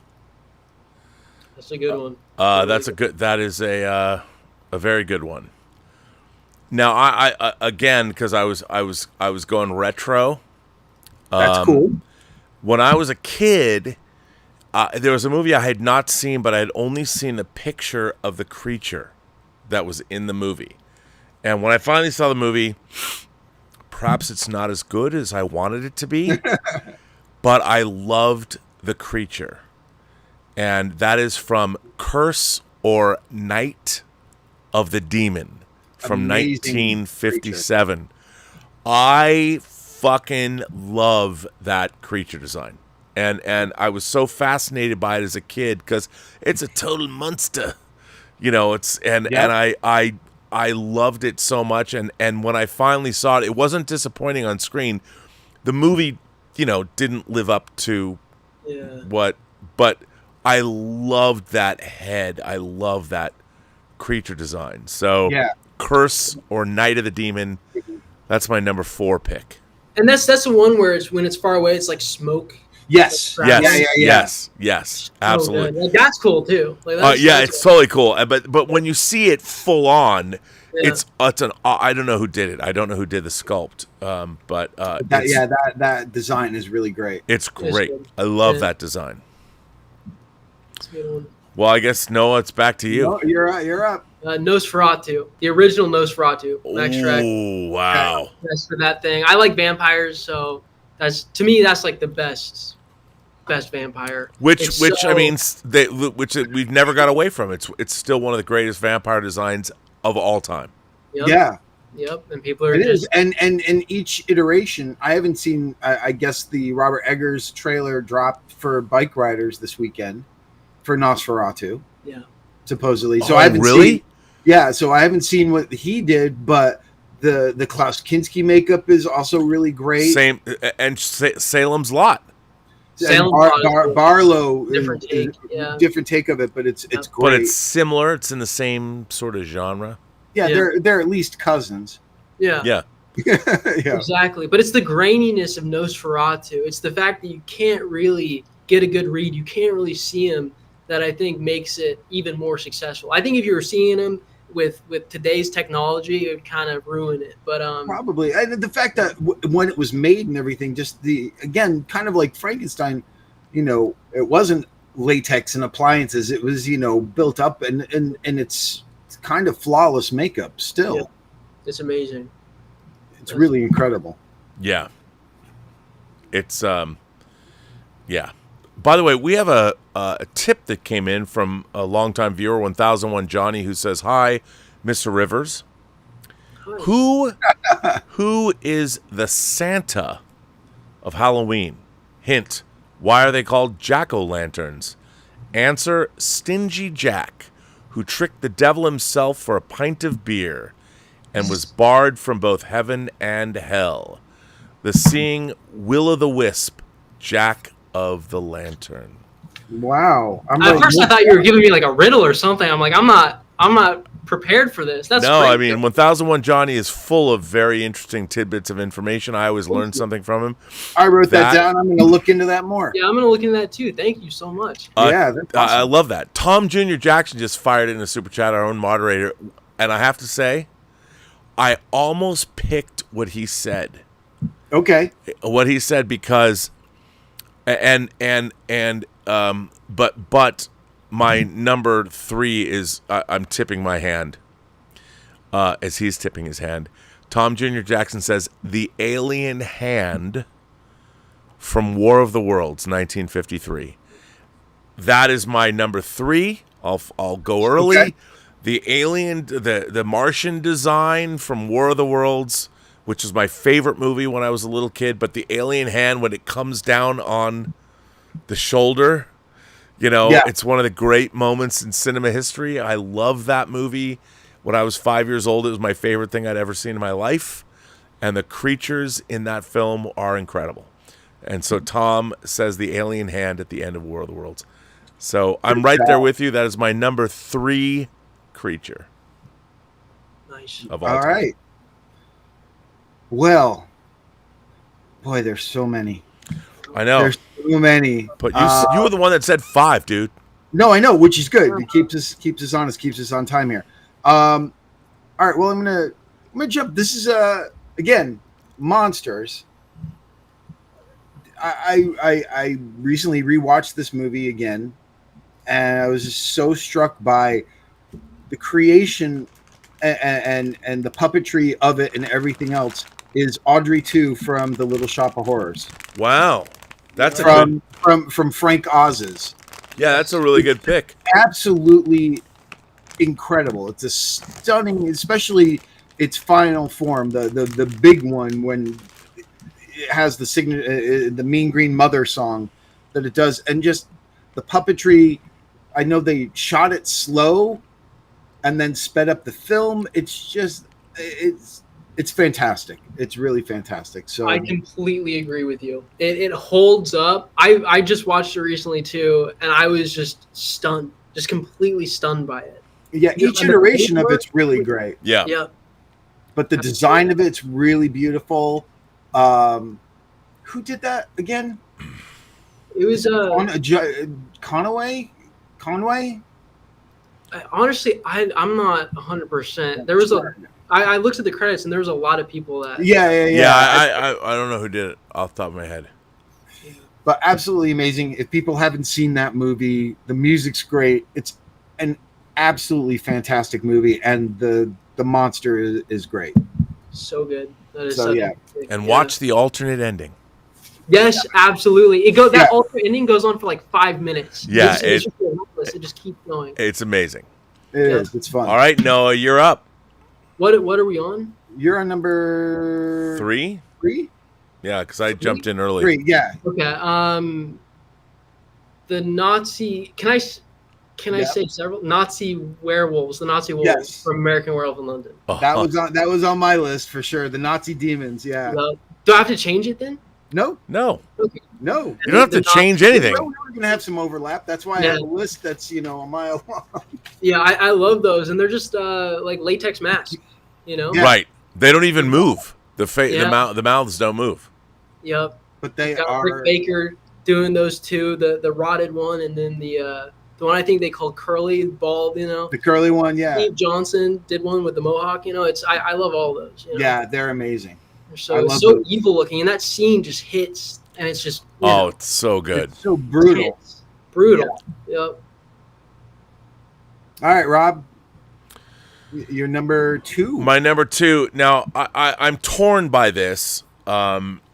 between two lovers. No, I'm not. I have that movie. I have two, but no. I'm torn by this because I was going to say my number 2 would be American Werewolf in London, only because of all the different techniques that are used. You've got a full scale werewolf, all the transformation effects, each individual. When David transforms in a fully lit room, there's no darkness, so that's the hardest thing to do, is to do prosthetic effects in bright light.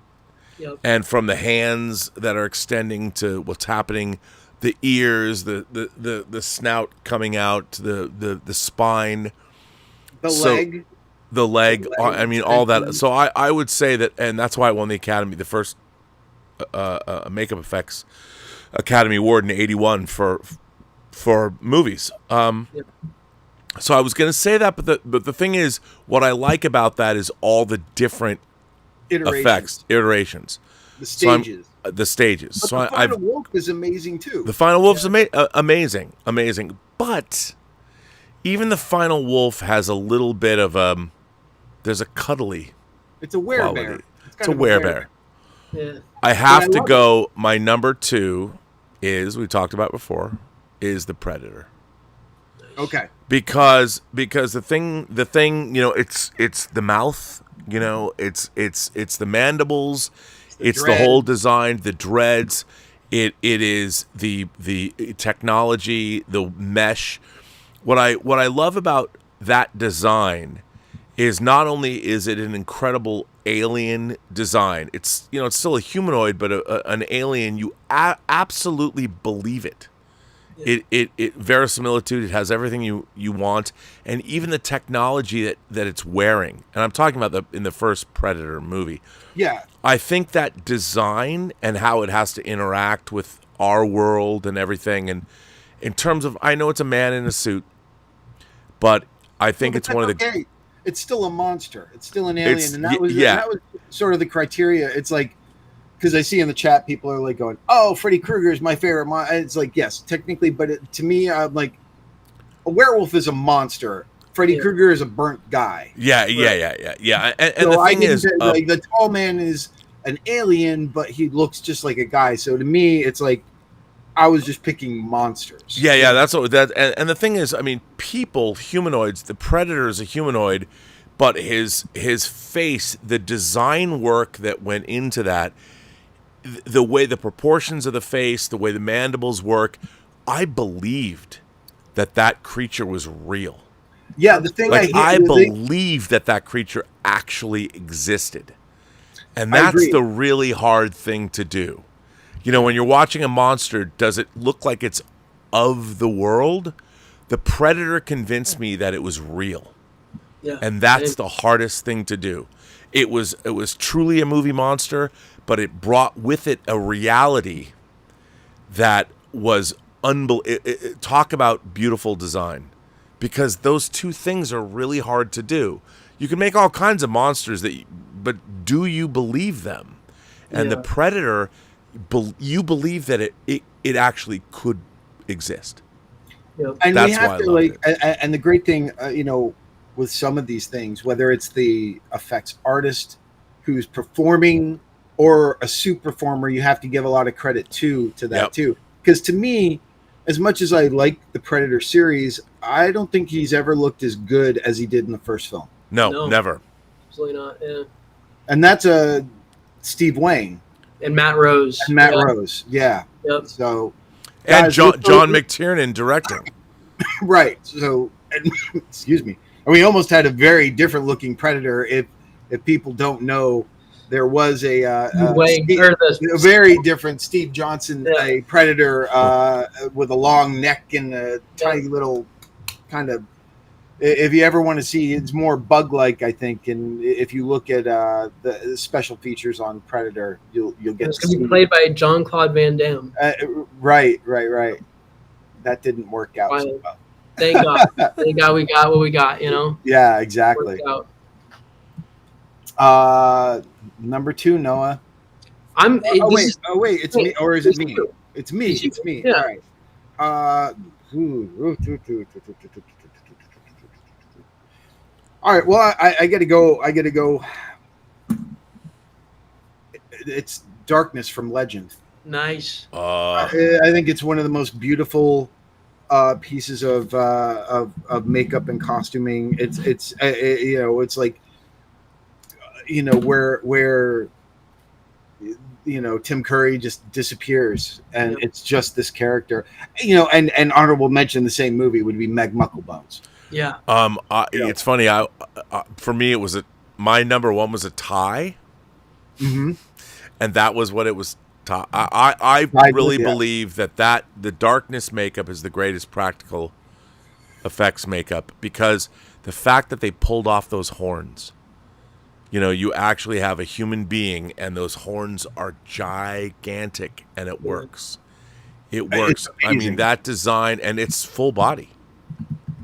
You know, it's a full body prosthesis, and it is unbelievable. But everything in that, all the little, Everything. not only just Meg Mucklebones, but also I forget the names of all the different The three goblins, the goblins, Nyx, all and Nyx, all that right? stuff.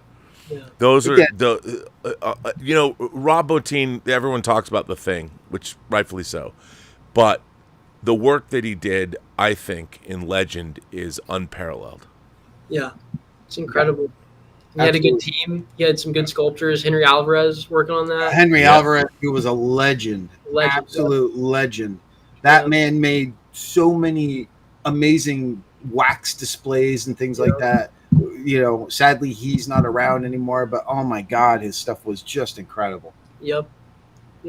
But that's fantastic. Those are great picks.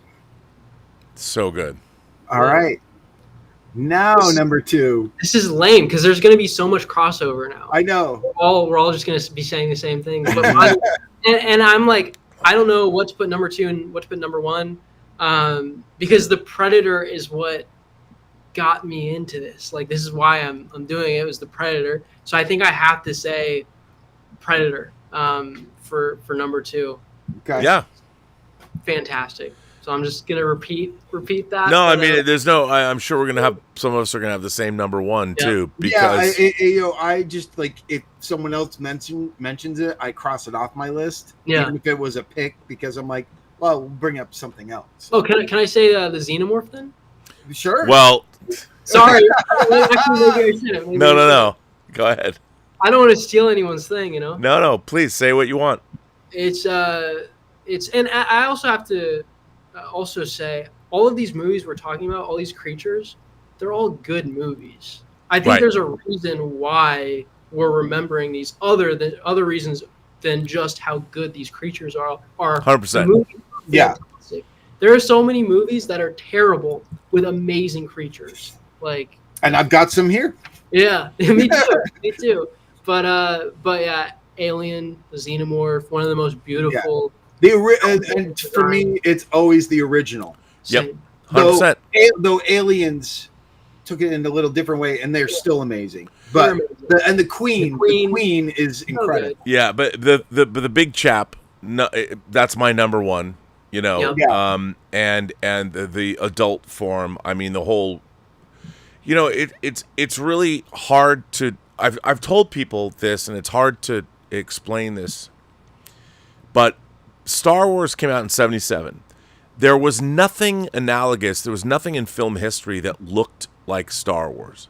Right. It showed us something we'd never seen before. It expanded the language of imagination for cinema. So did Alien. Because what Star Wars did, giving us a realistic, lived-in future, Alien did the same thing. You know, the Nostromo was a giant 18-wheeler in space. It was an oil derrick, and you had these characters that we all recognized. You know, salt of the earth, oil workers. You know, normal guys, normal people, truckers in space, and were confronted by, at the time, the way it's presented. I mean, you go back and you look at Alien now, aside from maybe the computer screens, it looks like it was shot yesterday. Yeah. And the Xenomorph, the design of it, you know, the biomechanical H.R. Giger or Geiger, all that stuff that that he had done with his like the Necronomicon 4, all his artwork brought to bear the psychosexual, weird, the tale, the end of that movie when it's in the Narcissus, the shuttle, and the hand comes out. And you realize that it's still there, and the way it comes out of where it's hidden is, I think, the greatest monster reveal ever. Yeah. Ever. Again, due to the performer too, being able to just close up like that. Yeah, and you utterly believe that creature, because it has a reality to it and it has a design aesthetic that feels totally alien but absolutely real. The same was true of the Predator design in the first Predator, but it was something no one had ever seen before, and I was there, man. I was there. I saw that movie. It took me a couple of weeks to get in because I was rated R and nobody would take me. But it again, seeing Star Wars and seeing Alien changed the course of my life, because it made me realize that you could now create monsters that felt real. Yeah. Yeah. Where we didn't have that before. Yep. And Alien was the first time that there was an actual, I think that's what wigged people out so much, is that it felt real.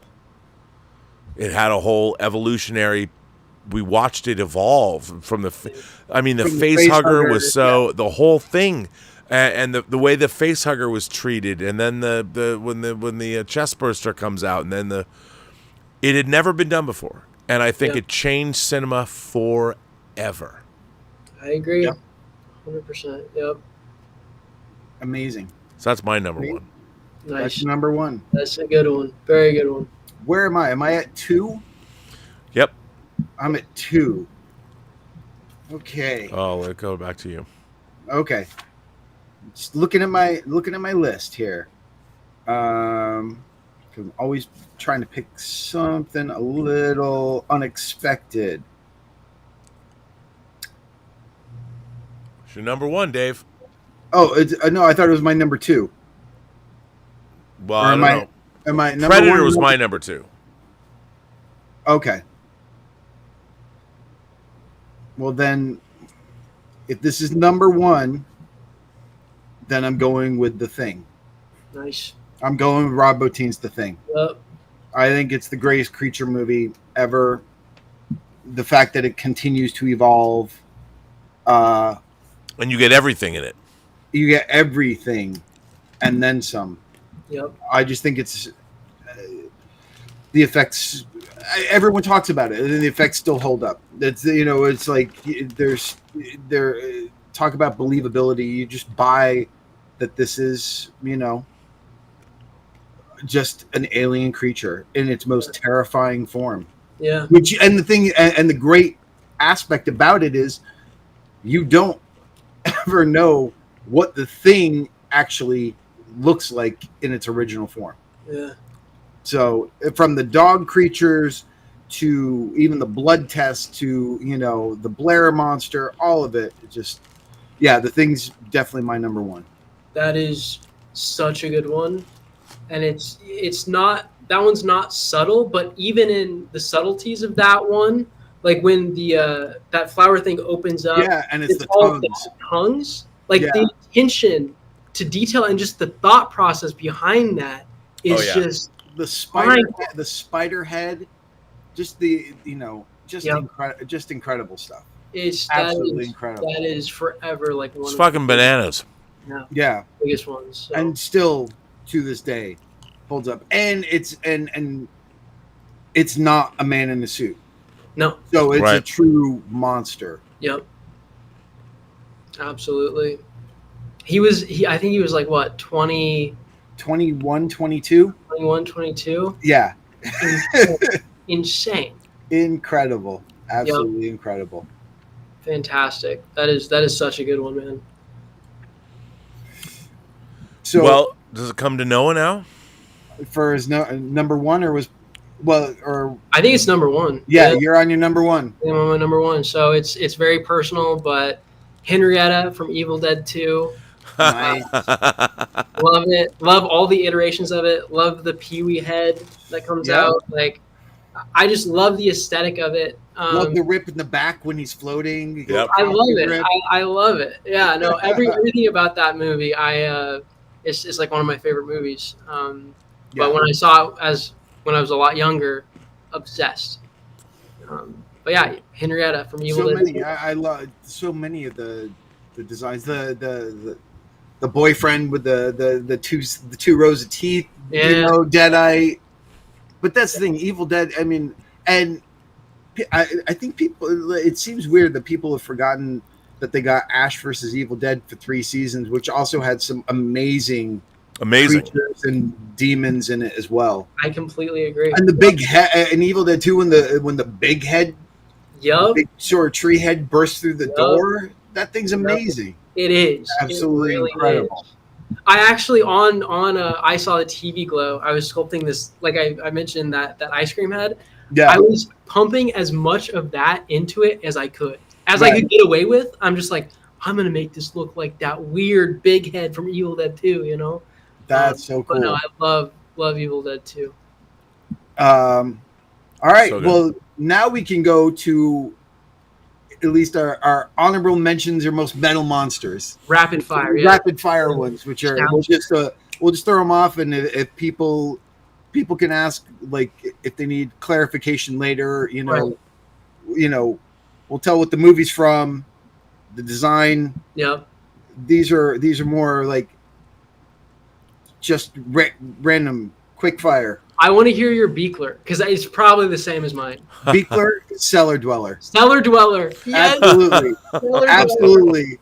It's got that pentagram. I love that. I love that thing. It reminds so me of much. Fangoria. And it's not necessarily good, but it's just like, it's fun. But it's awesome. Top, you know? Yeah, I love that thing. Yep. I love that suit. For sure. So that's one. Nice. What's one? Give me one, Noah. A Tom Savini one from Tales from the Dark Side episode called Halloween Candy.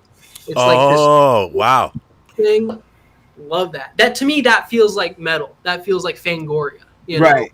Love that thing. And his Inside the Closet, his Lizzie is really cool too. That one's good. From Tales from the Dark Side. Yeah. That one's great. Rob, do you have any like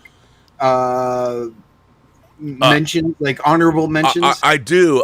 I don't know what I would pick, but Tetsuo the Iron Man. See, I think I always picture that. It's a cool makeup. It's great. But There's is that a monster or is that a man? I don't. But it's right. It's probably not a monster, but there's the transformation at the end becomes so literally Crazy. metal.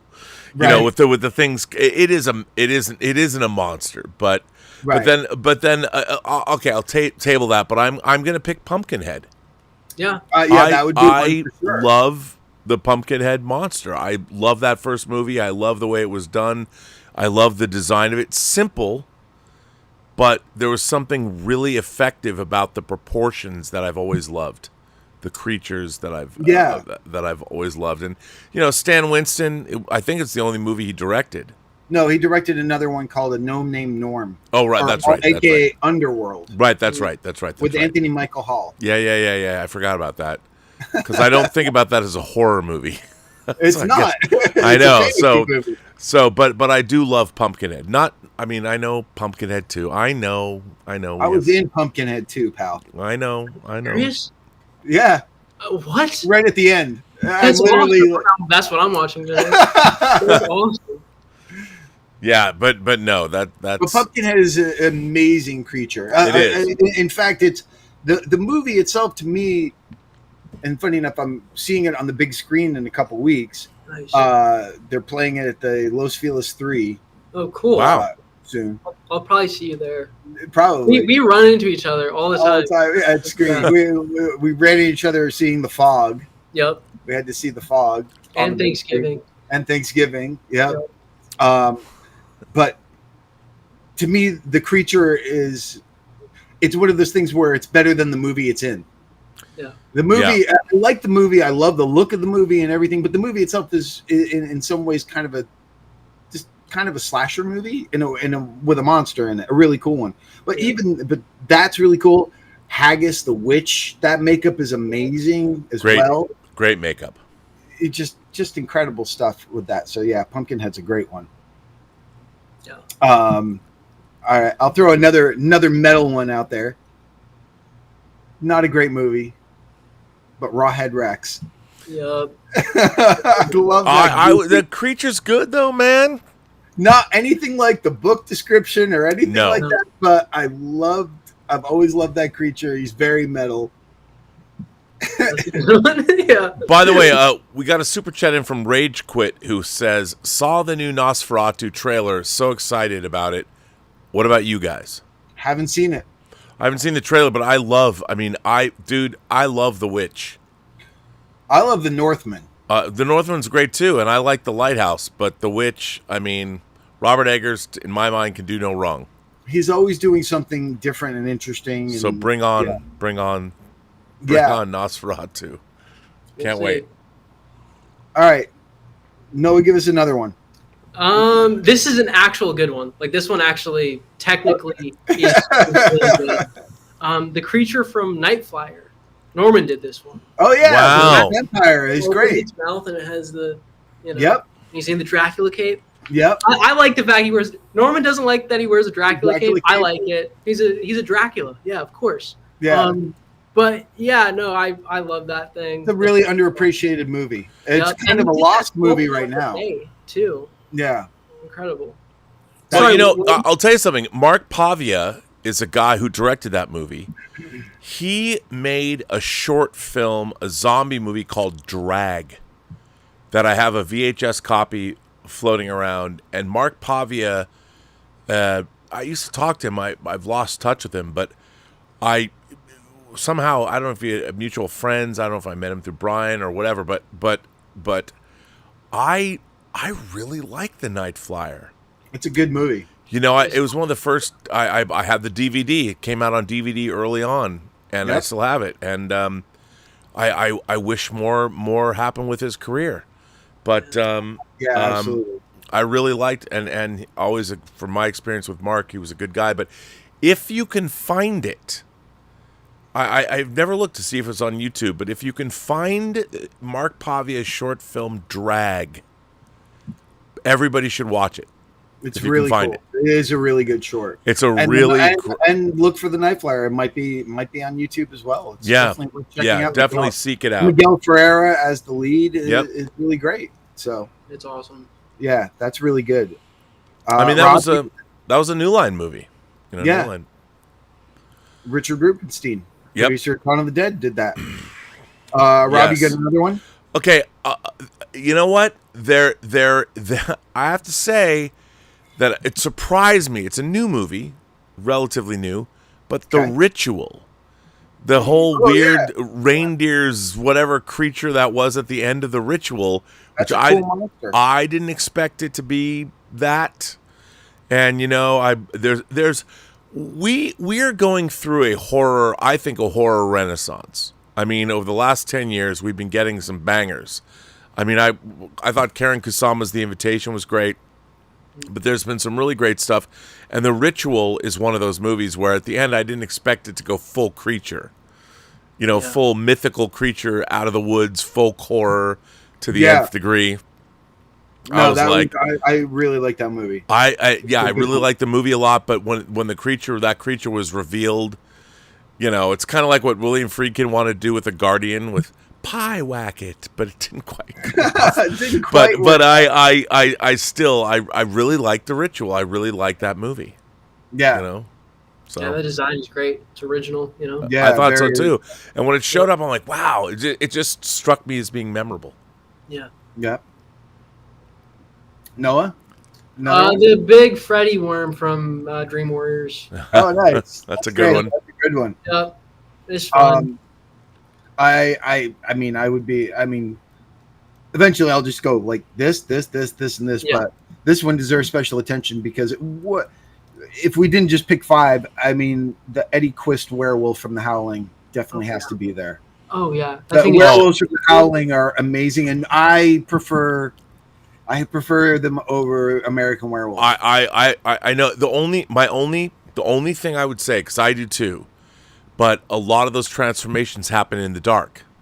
But I like the fact. I love the design. You know, like let the me give you a lighting piece of better. my mind. I think that transformation is cooler in a way. It but is. But that's the thing. I miss when movies did stop for just an effect sequence and just took their time for it. I miss that stuff. Absolutely. You know, we don't get transformations and showstopper effect sequences that the movie basically just stops. Right. Which is what critics always accuse them of, like, oh, yeah, and then the movie stops for 5 minutes. Like, yeah, but it's 5 amazing minutes. Yeah. It's like when you fly around the Enterprise in Star Trek: The Motion Picture. I'm like, yes, more. Well, yeah.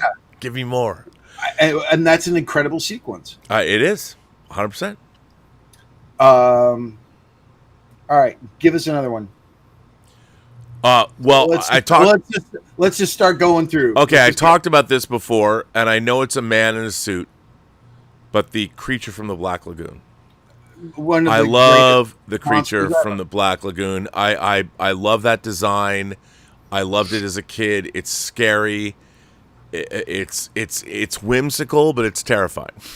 Yeah. Yep. So I love that. I love that creature. It's amazing. Love it. All right. I believed it. No, go ahead. Another one. Hyena Wolf from Blade Trinity. I've never seen the movie, but that werewolf Norman did, it's really cool. It's got like a mohawk. It is really cool. It's amazing. That's really I cool. had to throw that in there. I'll do a Norman one that I love. The Angel of Death from Hellboy 2. Yep. Absolutely stunning. Incredible. Stunning. Rob, rapid fire. Just keep going. I'm trying to think of it's tough because there's a lot of, like, I want to say things like Pennywise, but it's a guy. It's a dude. Yeah, the final monster in the original It was not very great. No. The big spidery thing just never, in either version of it, it's never quite like, Pennywise is much scarier than the actual final form of it. Because I like the Predator, I'm going with the Graboids in Tremors. It was on my list. I thought that design, again, fully practical, broad daylight. You see these creatures. You think it's one thing, and then it's something even more. Yeah, and they still have that weird, like, the thing about the Predator mandibles, same with the Graboids, they're so, like, not, you believe them, but they're horrible.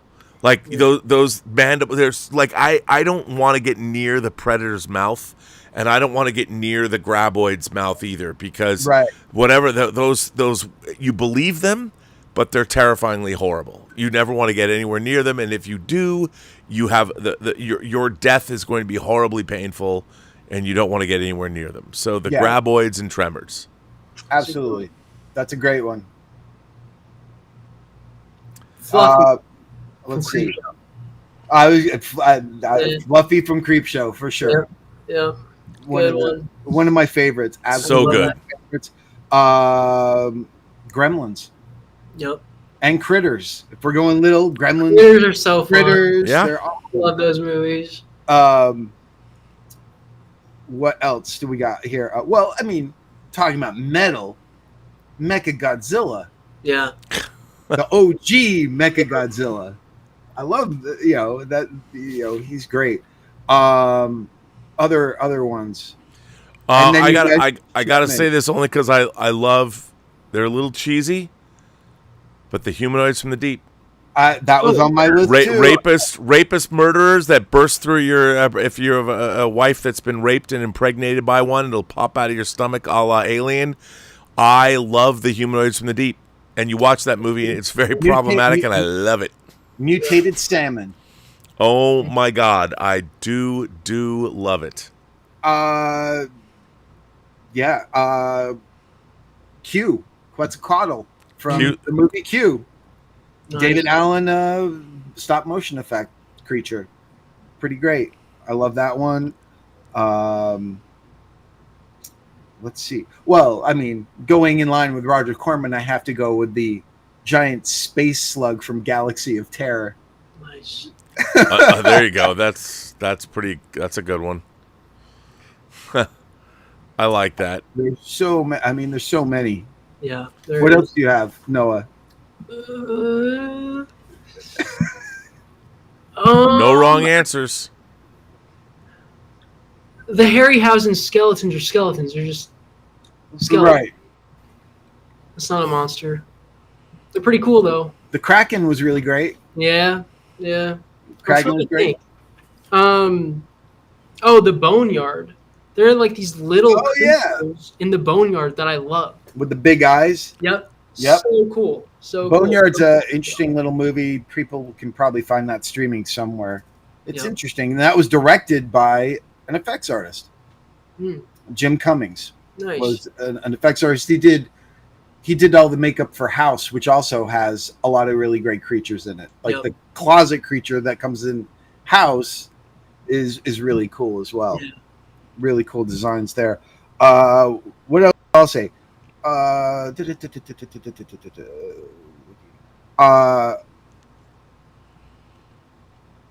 Vermithrax from Dragon Slayer. Yeah. Well, that's a dragon. That's a monster. I guess so. It's not. What is it? No, it is. What's a dragon if it's not a monster, man? It's a dragon. Look, man, I'll tell you what I'm going to go with. All right. The final form of Brundlefly from The Fly. Yeah, that was definitely on there. Yep. Disturbing.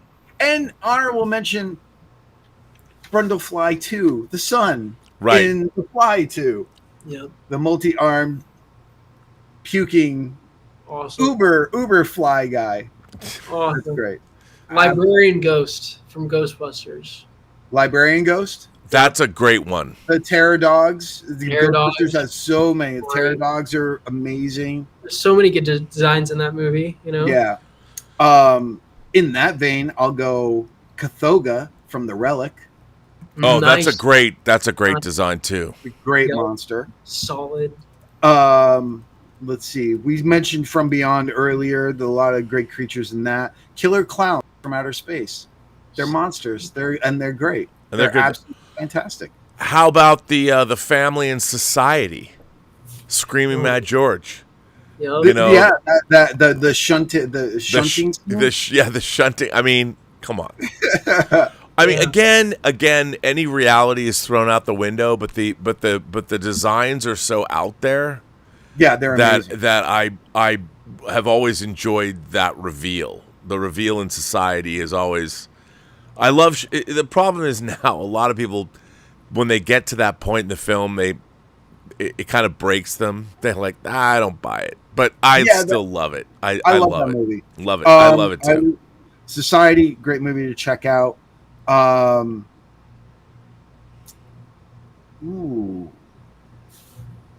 else? I really like this, even though you never see its final form either. But I love Doherty's Krampus. Oh, that's a great. Yeah, there's a great creature design there. Yeah, I really like that.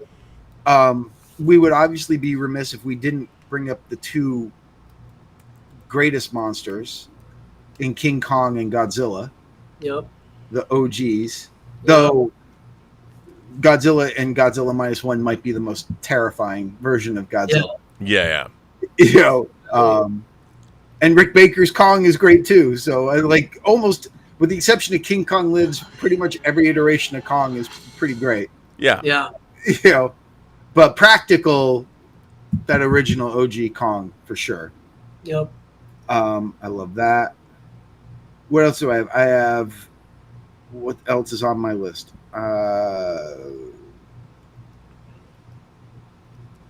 Cenobites. But I see them as people. I see them as people. They're incredible. They're incredible makeups for sure. But I always look at them the same way, like Nightbreed. They are monsters. The Nightbreed monsters are great, but they almost all are like just people. Some of them are not. So there's some cool stuff in that. This might be controversial. I don't know people's opinions on Nightbreed, but I am not a fan of Nightbreed. I love the idea more than the movie. Yeah, and I don't love the makeups. Yeah. I want to love the makeups. And the longer cut to me doesn't help. Yeah. No. For some weird reason, it doesn't. Yeah. I know this is The Descent, Oh yeah. the creatures dog, in and Dog Soldiers. yeah. Dog soldiers. Yep. Great stuff there. I would say K&B stuff for In the Mouth of Madness. Mm. A lot of really cool creatures, especially the end hallway thing with all the Lovecraftian creatures coming down. That big wall, that massive wall. Oh, it's amazing. I did this. I did the special features for the Blu-ray, and we have there's a lot of behind the scenes of that massive wall of creatures and how they did that there, which is really cool. I have to say, also, I'm going to throw this out there because when I was a kid, they were the scariest things, along with the War of the Worlds aliens. From the TV movie starring Kim Darby, these shrunken apple-faced demons from Don't Be Afraid of the Dark. Not the Guillermo del Toro produced remake, but the original. With those faces and the furry outfits. I mean, I had this... For some reason, my mom always would get that's it. That creature. Is that the resin kit? Yep. That creature, for whatever reason, my mom would always get the hottest babysitters when I was a kid. And we had a babysitter, her name was Debbie Black. And she was probably the least hot girl, but she was still hot. And she said there's a TV movie on that she'd already seen. And she's like, I'm going to let you stay up and watch this. And I think she did it just to torture me because she knew how terrifying it was. and those creatures were the first time that I was ever actually terrified in a movie. Like, Frankenstein didn't terrify me. The werewolf, the Invisible Man, the creatures, those shrunken head creatures, because it was happening in your house. Those creatures could have come out of your chimney. And they talked. Yeah. Oh, at the end when they're like, Sally.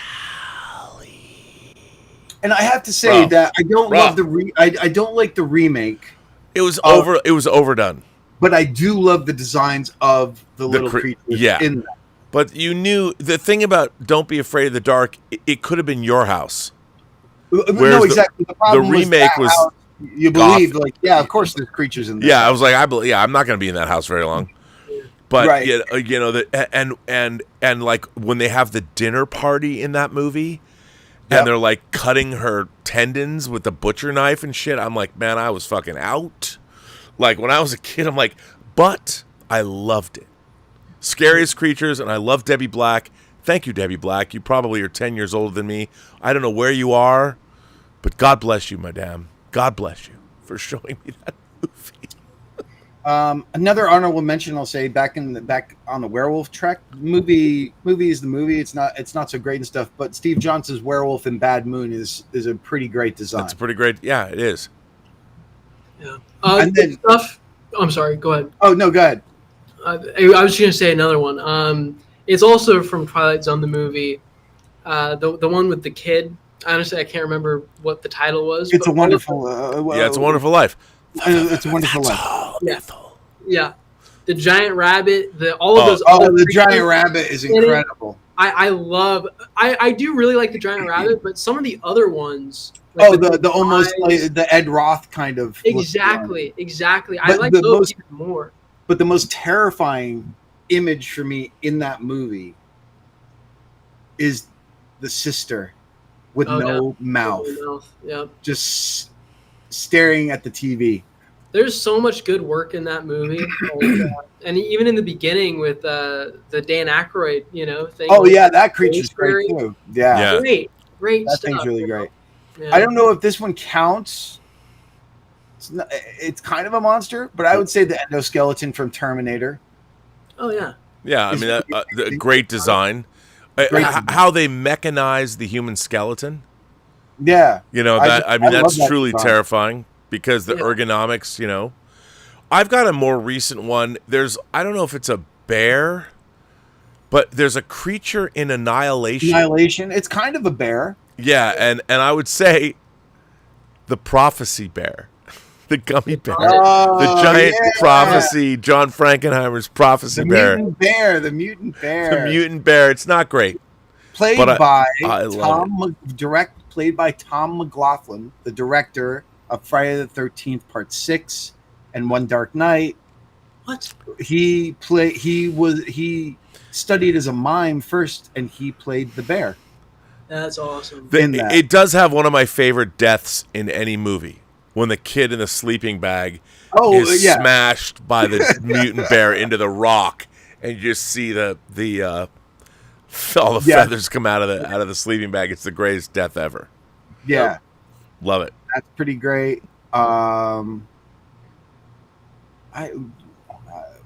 Trying to see through my I've covered most on the list. I know there's going to be the Feast monsters from Feast.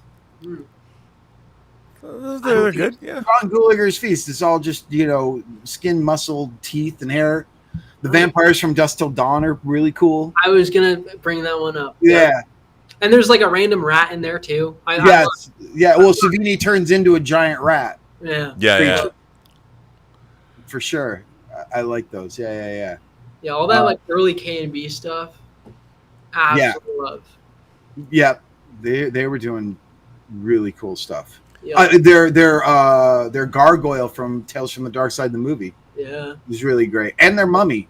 I really like too. Major Chai Chai says, does the creature from Pan's Labyrinth count? Absolutely. The one with the pale man? Oh my god, I love that. And the fawn is a great creature. Yeah, really totally. Good. Yeah. Such absolutely. A strong design, yeah. That's a good one. Yeah, that's really good. And Marco Esquindola says Blade 1 and 2 are very metal.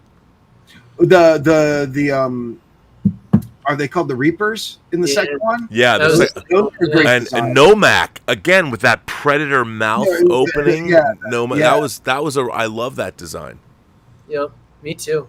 That was really very, very cool. Again, another great monster, and it made me it reminded me who did Audrey 2, Lyle Conway's The Blob.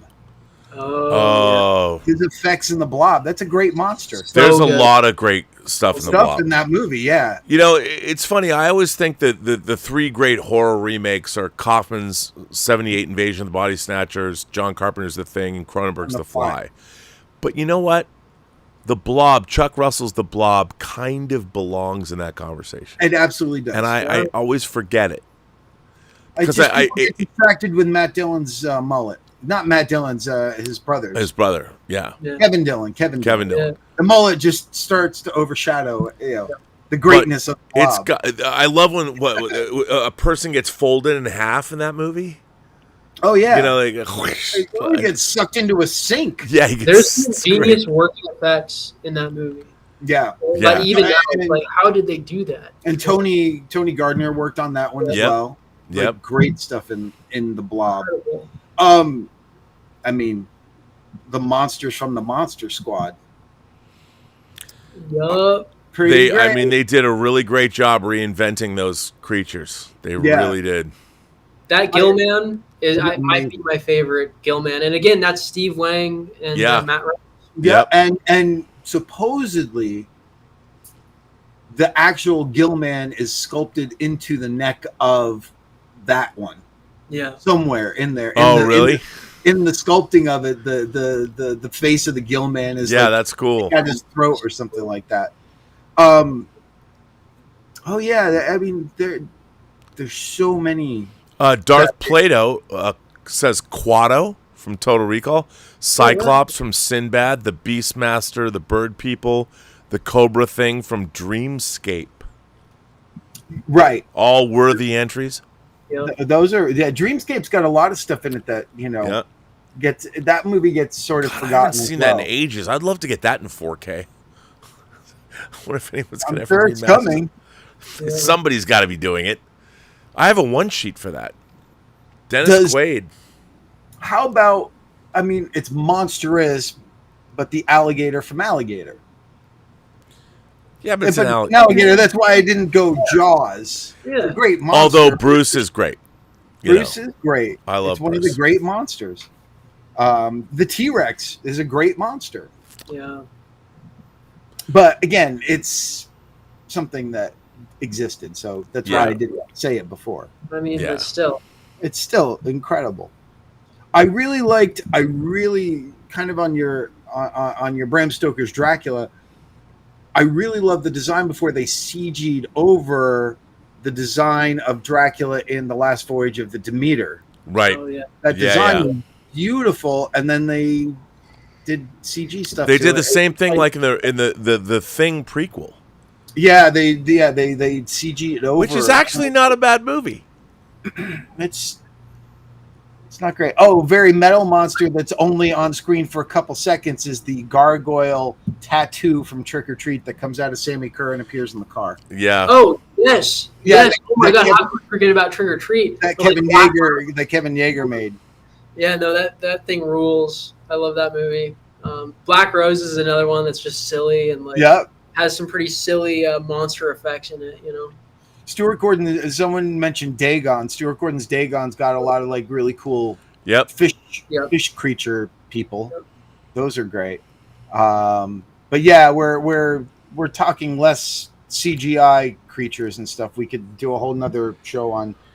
But the greatest pixels ever put on screen. But they're not as. I mean, the pixel stuff doesn't float my boat the way practical monsters do. The alien suits in the original Independence Day are kind of cool. Yeah. Oh, they're really good. I mean, they're great designs. 100%. Yeah. Harry and the Hendersons. Amazing creature design. Yep. The Grinch. Another great creature design. Basically every Rick Baker thing. Anything Rick Baker. The Nutty Professor. Great creature design. Roger says, he asks, are we ever going to get more episodes of Midnight Musings? I don't know if you answered this question already from other viewers.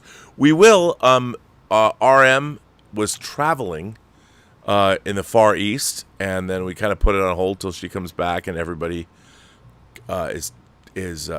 comes back from that. So yes, we will be doing more Midnight Musings.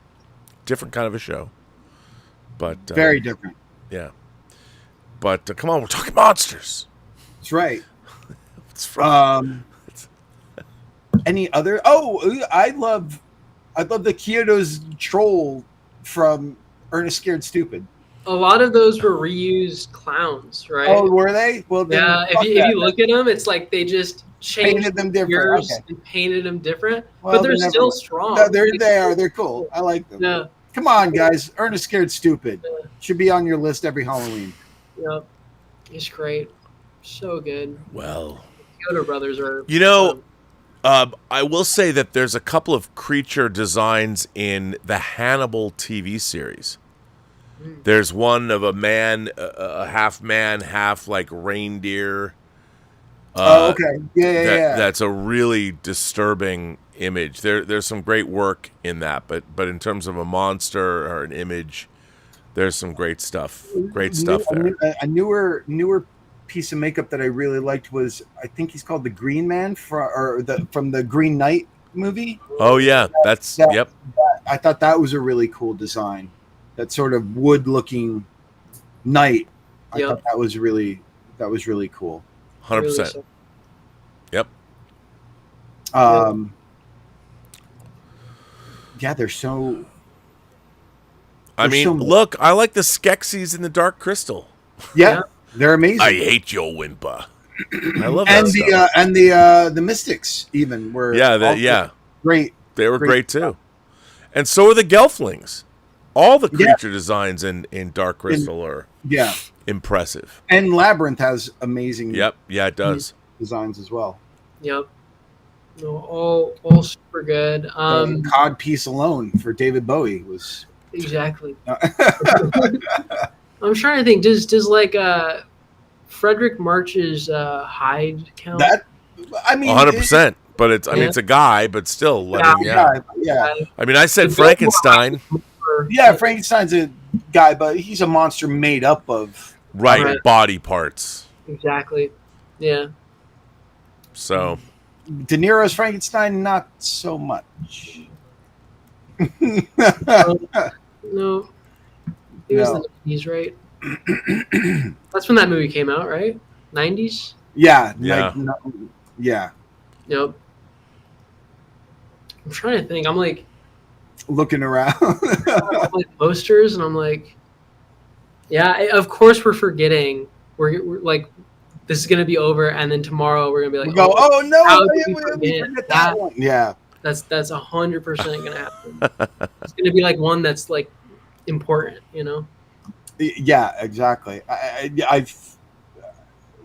I mean, the Balrog, but that's CG. Yeah. But the end was practical. Mm. I mean, I've got to also say, E.T. Yeah. That's Carlo and Baldy. You know. Yeah. I mean, it's amazing in the movie. Yeah. Yeah. For what the movie is, it's what it needs to be, you know? Like, Right. Here's Yeah, an I think out so there one. too. I don't know if these were practical or not, and it's not like the most terrifying looking monster, but I do think the plants in the ruins were pretty Oh freaky. my God! By the way, might that be the most? First of all, that was another book I read in one sitting. Which You is know, very different from the movie. Yeah, Scott. Well, but it's, No, it is. I mean, characters are different, and Yeah. But lot of- I think the storyline, and he also wrote A Simple Plan, which Yeah. Raimi directed. But I have to say, I think The Relic might You be mean the most. the ruins. Pardon me, The Relic. Yes, The Ruins is one of the most underappreciated. There are two movies that I think are great that are totally underappreciated. One is The Ruins, and the other is the remake of The Crazies Oh, okay. with Timothy Olyphant. I Okay, think that both the Ruins and the remake of The Crazies are two of the most unsung horror films of the last 30 years. Nobody talks about them. They never show up on lists, top 10 lists. But I think, I mean, in terms of Romero remakes, I love because the protagonists in The Crazies are all smart. Timothy Olyphant knows that shit's going down. He doesn't know what's going down. He doesn't know why it's going down. He just knows shit's going down right before it happens. And he's a smart protagonist, which I love in horror films. And The Ruins is the same thing. The characters are smart based on this insane cockamamie situation that they're in. But it's really creepy. It is. I really like that movie a lot. I do too. Here's I just remembered one. Not a great movie, but the Deadly Spawn from old Deadly Spawn movie, the giant gods. Yes. Yeah, That's a great creature, though. it is. I really love that It creature. is. Does Tarman count? I think he's a zombie, so I don't count him as a monster. I mean, the zombies. He's great. I love him. Pretty cool. Bub from Day of the Dead. Again, zombie like things that are man, with the exception of werewolves, which I think are monsters. Vampires are monsters. Deadly Spawn's a good one. Yeah, It is a good one.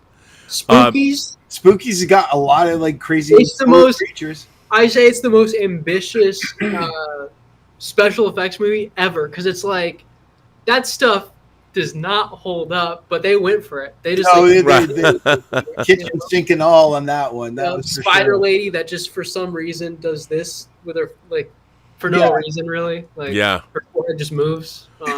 Major Chai Chai throws out Lon Chaney's Quasimodo in Hunchback of Notre Dame. I mean, it's a guy, but still, it's a great makeup. Yeah. Yeah. Someone said Brotherhood of the Wolf. I don't know how much of that was. Some of it was practical. Yeah. Some of Brotherhood of the Wolf, and that design was cool. But again, that's just a lion or something, right? Yeah, it's an animal that's pissed off. Yep. So, it's weird and pissed off. Someone else was mentioning wolfen, and I'm like, yeah, but they're wolves. Yeah. They're wolves. It's kind of an interesting movie. I always wanted to like it more than I did. Same thing with like Altered States. It's not really a monster movie, but there's amazing effects. By the way, another movie that has sort of, when that movie came out, it was a big deal. You know, it was covered by Fangoria, it was covered by Starlog. I went and saw it. I think it was my birthday movie. I love that movie, and it was shot by the same Jordan Cronenweth, who shot Blade Runner. Right. shot Altered States, and Written by Patty Chayefsky. Patty Chayefsky, although he and Ken Russell didn't get along, and Ken Russell, but that film is, I love that movie. Oh, there's another one. Speaking of Ken Russell, The Worm from Lair of the White Worm. Oh, there you go. That's a good one. Another good one. Good. Yeah. Insane movie. Yeah. Another, just wacky. Insane. Yep. I don't know. We could go on for hours. Ever. Yeah. We have. Well. You'll get a call from Norman and go, what about this one? You forgot this one. I know. This one. But I it's interesting to me though is Noah, the idea of sculptors creating. I mean, there was something about people that were creating the physical reality of having to make something work. I mean, with CG, that was one of the reasons. Like, there's things, as much as I enjoyed, say, the first X-Men movie, when you're watching Mystique transform, you're not seeing it, you're watching a CG overlay on skin, and there's no physicality to it. Right. And the Sill transformation was the same thing. I mean, one of the things about practical effects in American Werewolf or The Howling, to see practical tearing of flesh. Yeah. I mean, when Mystique transforms, there's no weight to it. Yeah. Brian's going to be pissed that I'm saying this, but there's no. It's an overlay when you see skin ripple. But if a human being can transform and be a mutant, the physical transformation is going to hurt. And that's one of the things I love about practical effects. When you watch David Naughton transform in American Werewolf, he's looking at his own hand, and it's great because he's here, and then in the same frame, you've got the prosthetic hand because it's underneath the frame line, and you're watching the fingers stretch, which is a practical effect, and he's screaming because it would fucking hurt. Yeah. Yeah. And that's what the great thing was about practical effects. And they have not figured out how to give that weight to CG. I mean, some like Jurassic Park, like you said earlier, it hasn't been surpassed. No. The first Jurassic Park, the way they dealt with the raptors and the T-Rex, it's all about the design of the shot. But again, also too, that movie took moments to create moments where afterwards, well, we saw it, so now it's just sort of matter of the fact that there's dinosaurs and stuff. Right. The majesty of seeing these things for the first time in that way, it was the filmmaking along with the effect. Right. I completely agree with that. Yeah. Noah, is there like a kind of dream, not project, but sort of a dream sort of creature, even if it's like something that we mentioned, or a variation on something that you've always wanted to do or would like to do? Just something original, something that hopefully hasn't been done before. It's not, it's just a different take. That's kind of what I'd like to, come up with something completely different. But yeah, we'll see. And and creatures more than, say, designing like a cool killer or something like that. I mean, both are cool, but definitely, I think a monster. Monsters are more fun. But both are cool, Yeah. But definitely more in the monster world. But yeah, no, it's so cool that there are people that love practical effects, like I love practical effects, and are kind of championing it, and nothing against CG guys or CG artists, because the work they're doing is technically great, and I think a lot of it falls on the deadlines they're being given. It's like, sure. They don't have a lot of time to do these things. So, but yeah, no, it's just cool that there are a lot of people out there, or at least it feels like there are a lot of people out there that are still really into practical effects. Absolutely. Yeah. Where can people find you if you want to get stalked on your limited time on social media? Yeah, I guess I have an Instagram. That's just Noah Rivers Creature Design, I think. Okay. I'm on Facebook too. I don't really use it much. But yeah, that's it. And my address is 2 Pine Street, Glendale, California. Should I give my phone number too? No. Okay. What about my social security? Save that. Credit card number only. For next time. Okay. Credit card numbers. Yeah, just only. Okay. And so you said, to wrap it up, so are you working on stuff now? You said it was slow for you too. But are you without saying right what you're working on, are you working on stuff now? I don't want to jinx it. Okay. But I have a meeting Tuesday. So we'll see how that goes. Yeah, I just finished up a project probably in May that I'm really excited about. That comes out in 2025. But yeah, no, it's the industry's weird right now. I think we're waiting on another strike to happen or not happen. Right. So that's what's going on right now, you know. Yeah, IATSE. Yeah. Yep. Yay, that's what we need. Yeah, exactly. We need another one. Yeah. Yeah, we didn't get enough last year. No, definitely not. Well, thank you so much for taking the time out, joining us, having this conversation. It was a blast. It was really fun, man. It was great. I appreciate it so much. I'm glad that we can get some more attention onto you, because I think you're just an incredible artist. I cannot wait to see what the future brings for you. And let Norman know we'll bring him on to talk about something else, because he's probably like, why the hell didn't they ask me? Like, I wanted to get because it's all us old fuckers on here, so I wanted to get some fresh blood, some young blood in here to inspire people and everything. And well, I really appreciate it. Like, seriously, thank you guys. Yeah, it's been great to have you, man. Great to meet you. Yeah, it was nice meeting you, and Dave. It's always nice talking with you. Very cool. Awesome. Thank you again. And yeah, I'll see you soon. I'll see you at Pumpkinhead probably. Yeah, I'll probably see you at Pumpkinhead. We'll see each other soon. Thank you guys so much. All right. Thank All right, you. man. Bye. Take it easy, Noah. We'll see you later. All right. What a great guy. That was a lot of fun. And it was great. He really knows his shit. That was very inspiring to hear somebody that was just like us, that knows, I forget that there's people like us that are still out there. It's being in the movie pundit space for as long as I have, you forget that there's just as many people that can still be inspired. It's just a different, like you said, there's so much to distract you.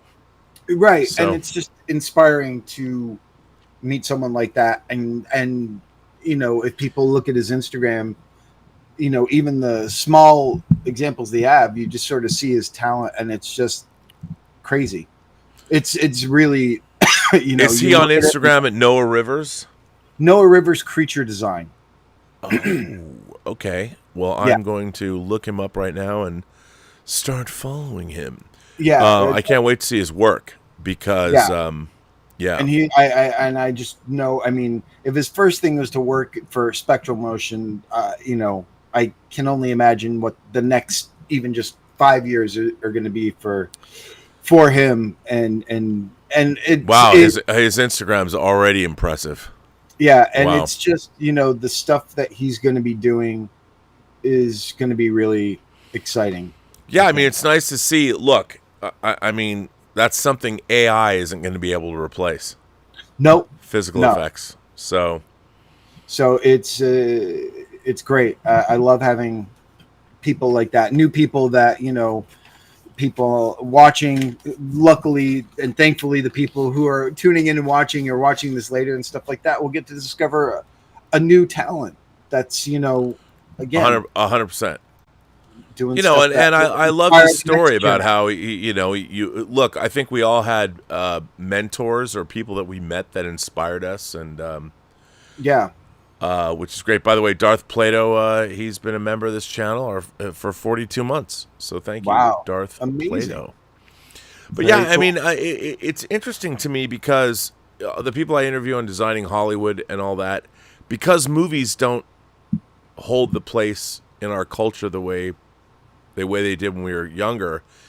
you don't have a lot of young people gravitating toward this business the way you used to, because if you can literally start your own YouTube channel and start making stuff, Right. and make things, and I get it. I mean, I understand that, and but to find somebody that loved being a sculptor and loved Halloween we all came into stuff because we liked things like Halloween and monster movies and all of those. It was nice to hear that there is another generation behind us that found their way here the same way we did.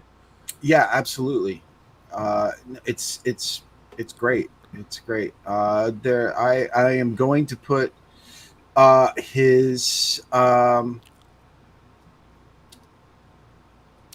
Instagram.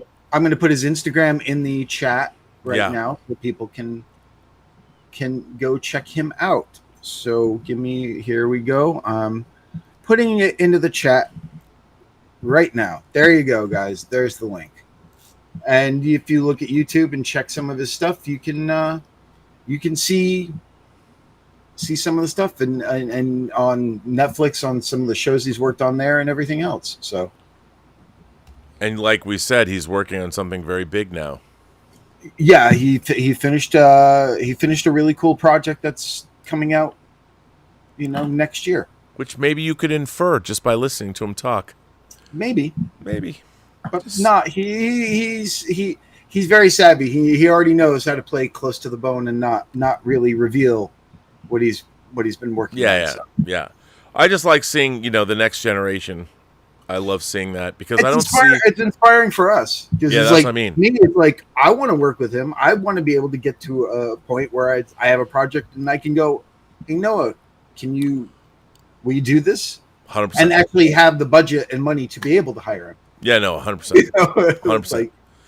100%. And that's, hoping you hope one project leads to another. So absolutely. It's funny. I just heard from a mutual friend of ours who's in my audio drama. He just sent me an email telling me his status.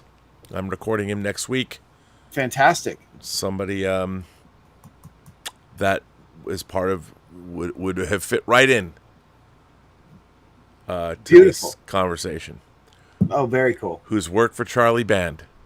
I know who you're talking. I know numerous times. Yes. Know who you're talking about. Yeah. So I'm very excited. That's awesome. Yeah. All right. Well, should we wrap it up? Yeah. Do you have anything you want to talk about? Tell people where they can see your new movie, your latest work. They can see You Shouldn't Have Let Me In. It's on Tubi TV. I think pretty much I think Tales of Halloween's on there. I think that Puppet Master Dr. Death is on there.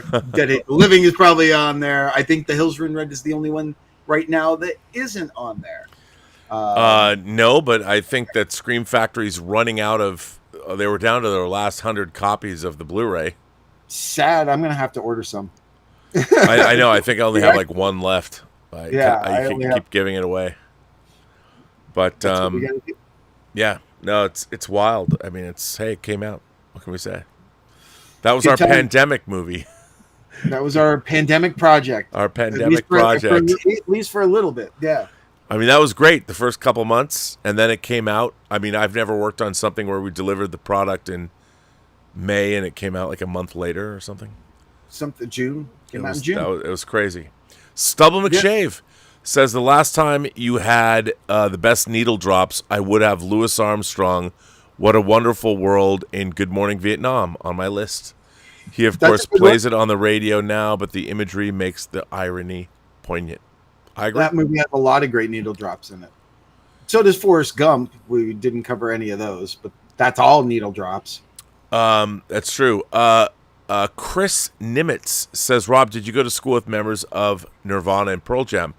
I did not. However, Nirvana came and played the Evergreen State College where I was going to college before anyone knew who they were. Pre-Bleach, pre-Sub Pop. Probably pre-Dave Grohl, probably. Yeah. I don't know. To be honest, I don't remember. Because when they came, it didn't really register with me, but they came and played. There was a girl in my class that managed them.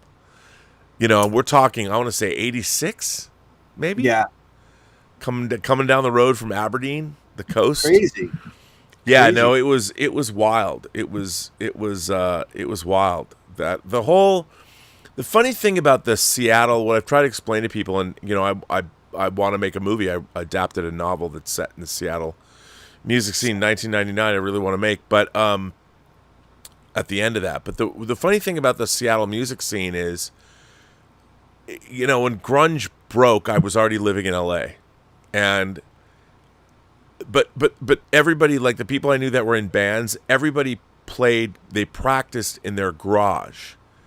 And Seattle's cold and wet and rainy, and the reason everybody wore flannel because it was cold. It was cold, but it also allowed you to move, so you could play your instruments while you had. So that was kind of the uniform of the era. And when I started seeing down here, like, dress like you're a Seattle rocker with flannel, I'm like, that was a utilitarian thing. There was a reason that flannel was used. It wasn't about style. It was about we can have our garage door open and it can be cold out. But it became a style. Yeah, it did. But it was such a weird. I mean, and it was wild because when I worked at Warner Brothers, when I was at Warner Brothers in '89 and '90, Cameron Crowe was making singles, which at the time when they were making it was called Blues for a T-shirt, which is one of the interstitial. But the original script was called Blues for a T-shirt. And it was wild because I always wanted to go. I was in and out of that production office, and I met Cameron Crowe. He was in a birthday video I made for an executive named Tom LaSalle, and it was just a wild time. It was wild to see the Seattle scene break because I left Seattle 2 weeks after my 21st birthday. Right. So I missed the. I mean, I'd seen the beginnings of it. Right, and there was to be in the height of it, yeah. Yeah, it was. I was gone. I was already here, and it was wild to watch it happen. It was. Oh, it did. It changed. It changed the music scene almost overnight. Well, it killed the LA metal scene. Killed metal scene, yeah. It killed the metal scene completely. Not just LA. It just, Yeah, no. But it was fun because you could still go to Gazzari's and you could still go to the Roxy and you could still see metal bands and hair bands, and it was fun. You still can. I mean, one of my first girlfriends was the lead singer of an all-girl heavy metal band. So, yeah, that was wild. It was who, by the way, went on a date with Dan Schweiger on Love Connection. Do people know in your chat Dan Schweiger? No. Does the audience? No, they wouldn't know. They wouldn't know. And her name was Bunny. She's hot though. Yeah, we've seen that episode. If people, there used to be a show called Love Connection. Love Connection. We'll be back in 2 and 2.